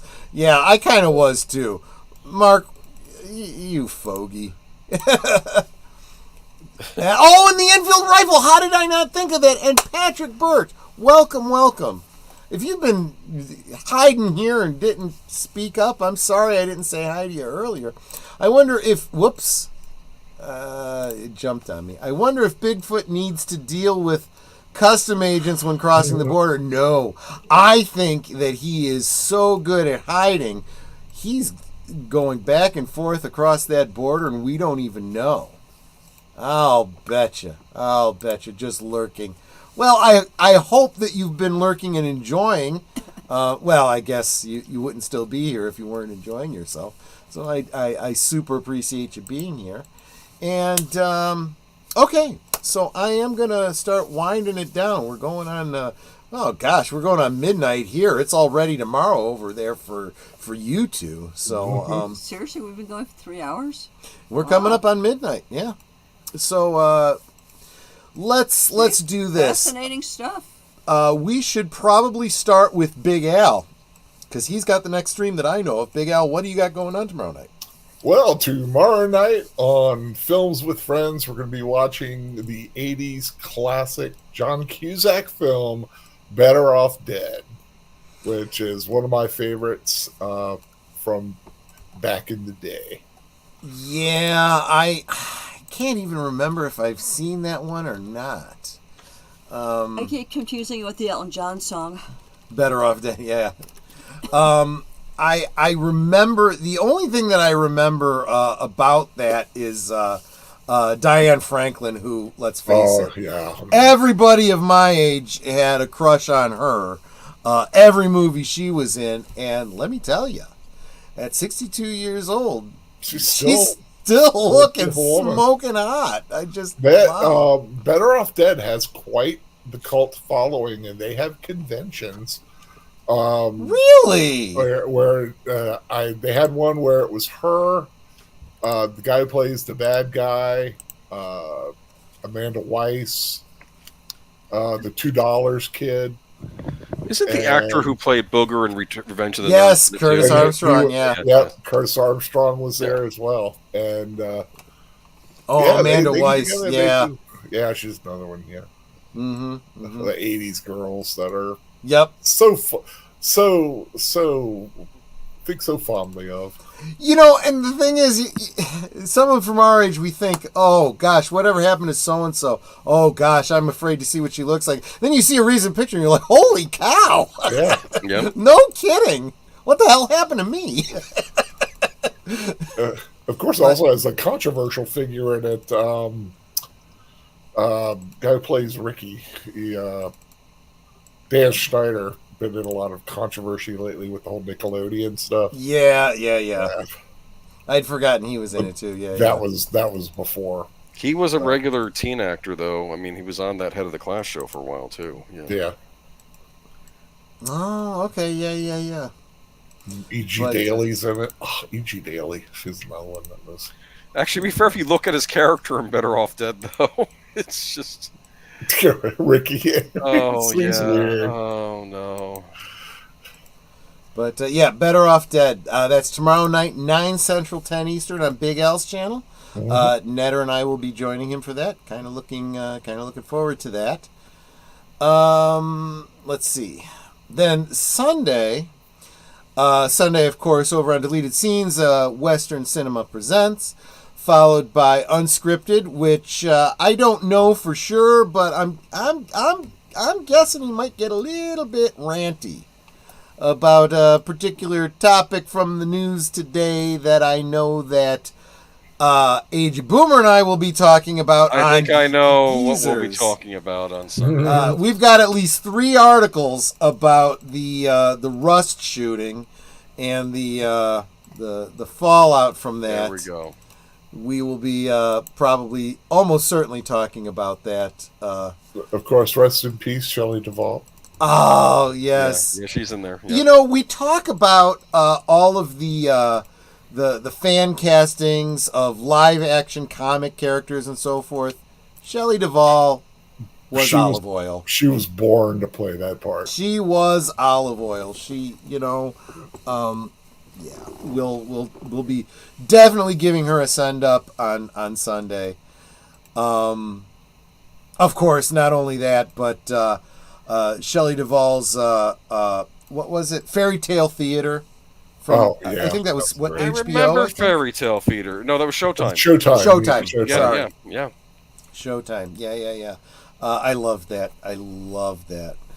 Some of my favorite interpretations of the fairy tales. There was a great version of Puss in Boots with, what was that dancer's name? He was in White Knights. Baryshnikov? No, the other guy. Gregory Hines. Yes, he played Puss in Boots. You know? Yeah, who does Hey, look like Troy, our friend Dave Reed. Yeah. I think we have our good old days topic, Fairy Tale Theater. I think we'll do that. Oh, Does yeah. that sound- Okay. you feel like Okay, talking good. about that, yeah. Oh, no problem. I'm starting to go into it right now. So, yeah. Yeah, why don't we that'll do that on Sunday? Yeah, that'll be Geeky Geezers, 8 Central, 9 Eastern on Sunday. And then, of course, we'll wind down our weekend with... Deleted Scene says he may do a separate video about it. I know it's a topic that he feels strongly about. I do, too. So definitely be looking forward to that. But we will end the weekend with Deleted Scenes as we usually do for The Other Side of Midnight. That's The Other Side of Midnight Eastern Time, a little bit after 11 here in the Central Time Zone. Monday night, you going to be able to join me, Boomer, on Monday night maybe? I think so. Maybe not for both, but definitely one. Okay. But I'll talk to you more about Sunday. It depends on how I'm feeling, but I'm feeling better. It's just that I do have to work the next day. So maybe I understand. What are you doing? 2 movies? You're doing Karate Kid 1 and 2? We're doing Karate Kid 1 and 2 because on Thursday, the first half of the last season of Cobra Kai is going to be dropping. So let me talk to you on Sunday. I mean, I'll definitely be able to make for one of them. What time does it start? 10 p.m. Eastern Standard Time? No. We'll be starting 8 Central, so that's 9 Eastern. Let me think about it. I know I could probably at least do one. But I'll know more by Sunday. Okay, yeah. Okay. Awesome. So that's Monday night at the movies here on my channel. Tuesday, we mentioned earlier, live from Sparkwood and 21, episode 3 of the 3rd season of Twin Peaks, which they call Twin Peaks: The Return. That will be over on Deleted Scenes channel. We will be watching the 1 hour episode and doing a bit of a deep dive. We spent longer on the last 2 episodes just because it's a newer series and there's a lot there. There's a lot of lore to pick apart. So we're really kind of getting into it. So that is 7:30 Central, 8:30 Eastern on Deleted Scenes channel. Thursday, Netter, what are we doing on Thursday for Thursday Things? Thursday Things, my special guest will be Dead Man Walking 55. He is a returning guest. We actually had Mrs. Dead Man Walking 55 on a few weeks ago. So now it's time for the Mister's point of view. Yep. We'll get caught up with him. And that's Thursday, 9 Central, 10 Eastern. Followed by Deleted Scenes weekend update, where he basically, will let you know what he's got coming up for that weekend. And that brings us around to next Friday, where right here, last call, myself, Agent Boomer, Netter. Films with Friends at 8 before you. Oh, I'm sorry, because that's Netter's week. I forget, see, because it's every other week. Let's back up. What time does that start?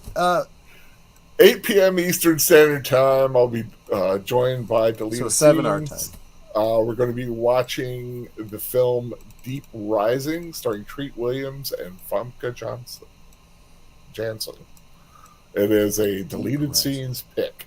Is this one of those underwater type things? It's a cruise. They find a cruise ship abandoned. That's not good. Is this one? It's a monster. There's a monster involved. I have not seen it. This is one that was suggested by. That's creepy. Scenes. No, I have not seen this. Sounds very cool. So okay, so that's what 8 your time, 7 our time. Yes. Okay, then followed by last call, 9 Central, 10 Eastern, where we will be talking about Cobra Kai. We won't be doing a review of the new season because I won't have had a chance to watch it in 24 hours. But we're going to kind of... no, because we'll be too busy watching my South Korean dramas that I'm watching. That's right. I'm behind on a season of a Korean drama that Netter's watching. So we will kind of talk about Cobra Kai, kind of bring you up to date on it for those of you that are going to start watching season 6. And that brings us around to next Saturday. Netter, your retro cinema for next week is... I think I know, but I'm not 100% certain. Hold on. It's like my... Dreamcatcher.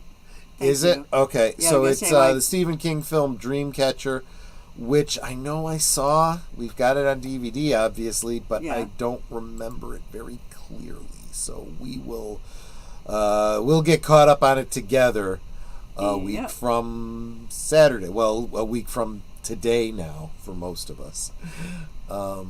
Isn't that the one that had a Matrix short attached to it? Never went to see it for the Matrix short.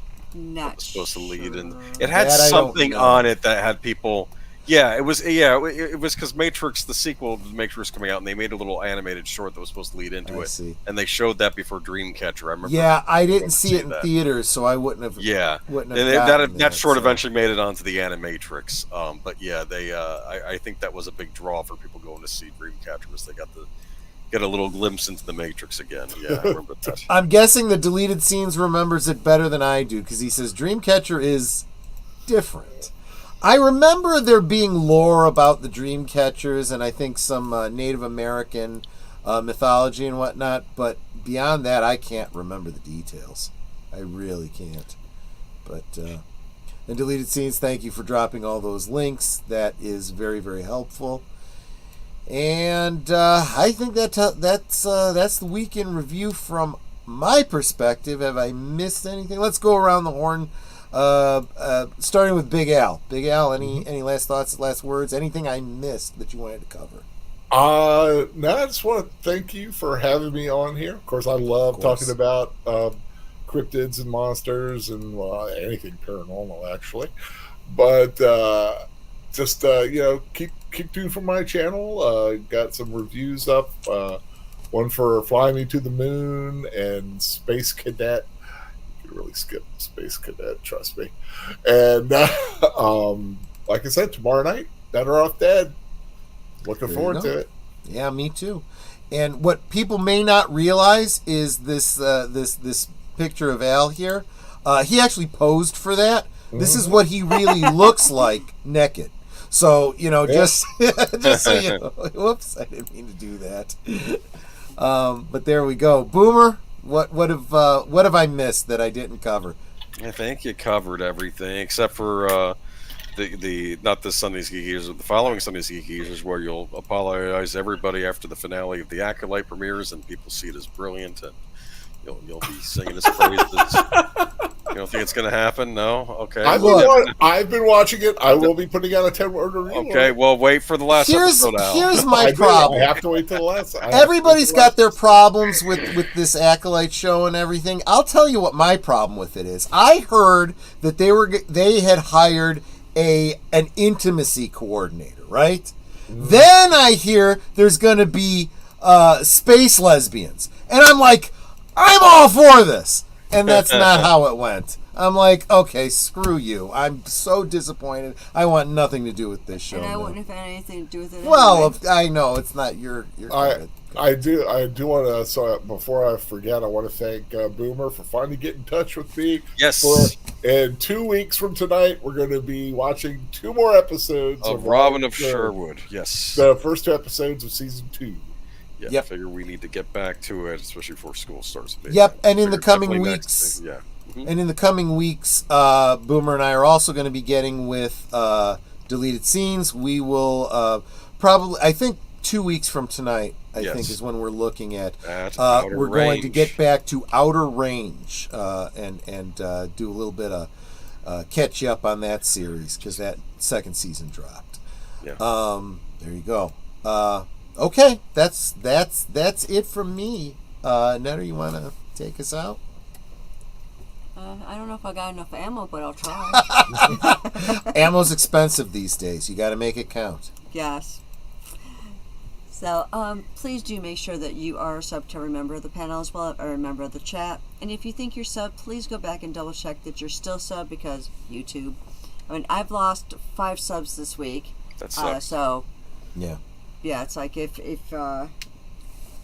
make sure if you're one of them, make sure you correct it. Yeah. Sometimes you can see the videos. Right. Sometimes you can see videos popping in by the person you watch, and you think you're still subscribed, but you're not. So always that. Yes, that does happen. Yeah. Exactly. And with all that said, we can talk amongst ourselves, and that's all well, good, and fun. But it's so much more fun when you guys are joining us in the chat, and you're dropping comments, questions, trivia, being goofy, whatever it may be. And it doesn't feel like we're separated by miles or continents in some cases. It feels like we're all hanging out in the same room, enjoying each other's company and having a great time. And you guys, you know you're not just our friends. You are our family. We love you guys and we appreciate you so very much. You can be anywhere right now and you're here with us. It's so encouraging to see you here. And I love seeing you in all of our streams because you don't just encourage us, you encourage one another. So thank you for being here. Thank you for being a part of our family. And until next time, good night and God bless. Yeah, thanks so much. Like Netter said, if you could hit that thumbs up, hit the subscribe button if you haven't already. Nowadays, you can hit the membership button if you want to join and support the channel financially. And so I have an excuse to say I'm actually gainfully doing something here with this channel. I would super appreciate it. There's super thanks. There's tips. Super appreciate any support you do. Same with all the other channels. A lot of the channels in our sphere are starting to get monetized. It's very, very encouraging. But, it's free to subscribe. It's free to share out the streams that you enjoy. And get other people watching. It costs you nothing, but it really does help out the channel. It's a great, great way to support.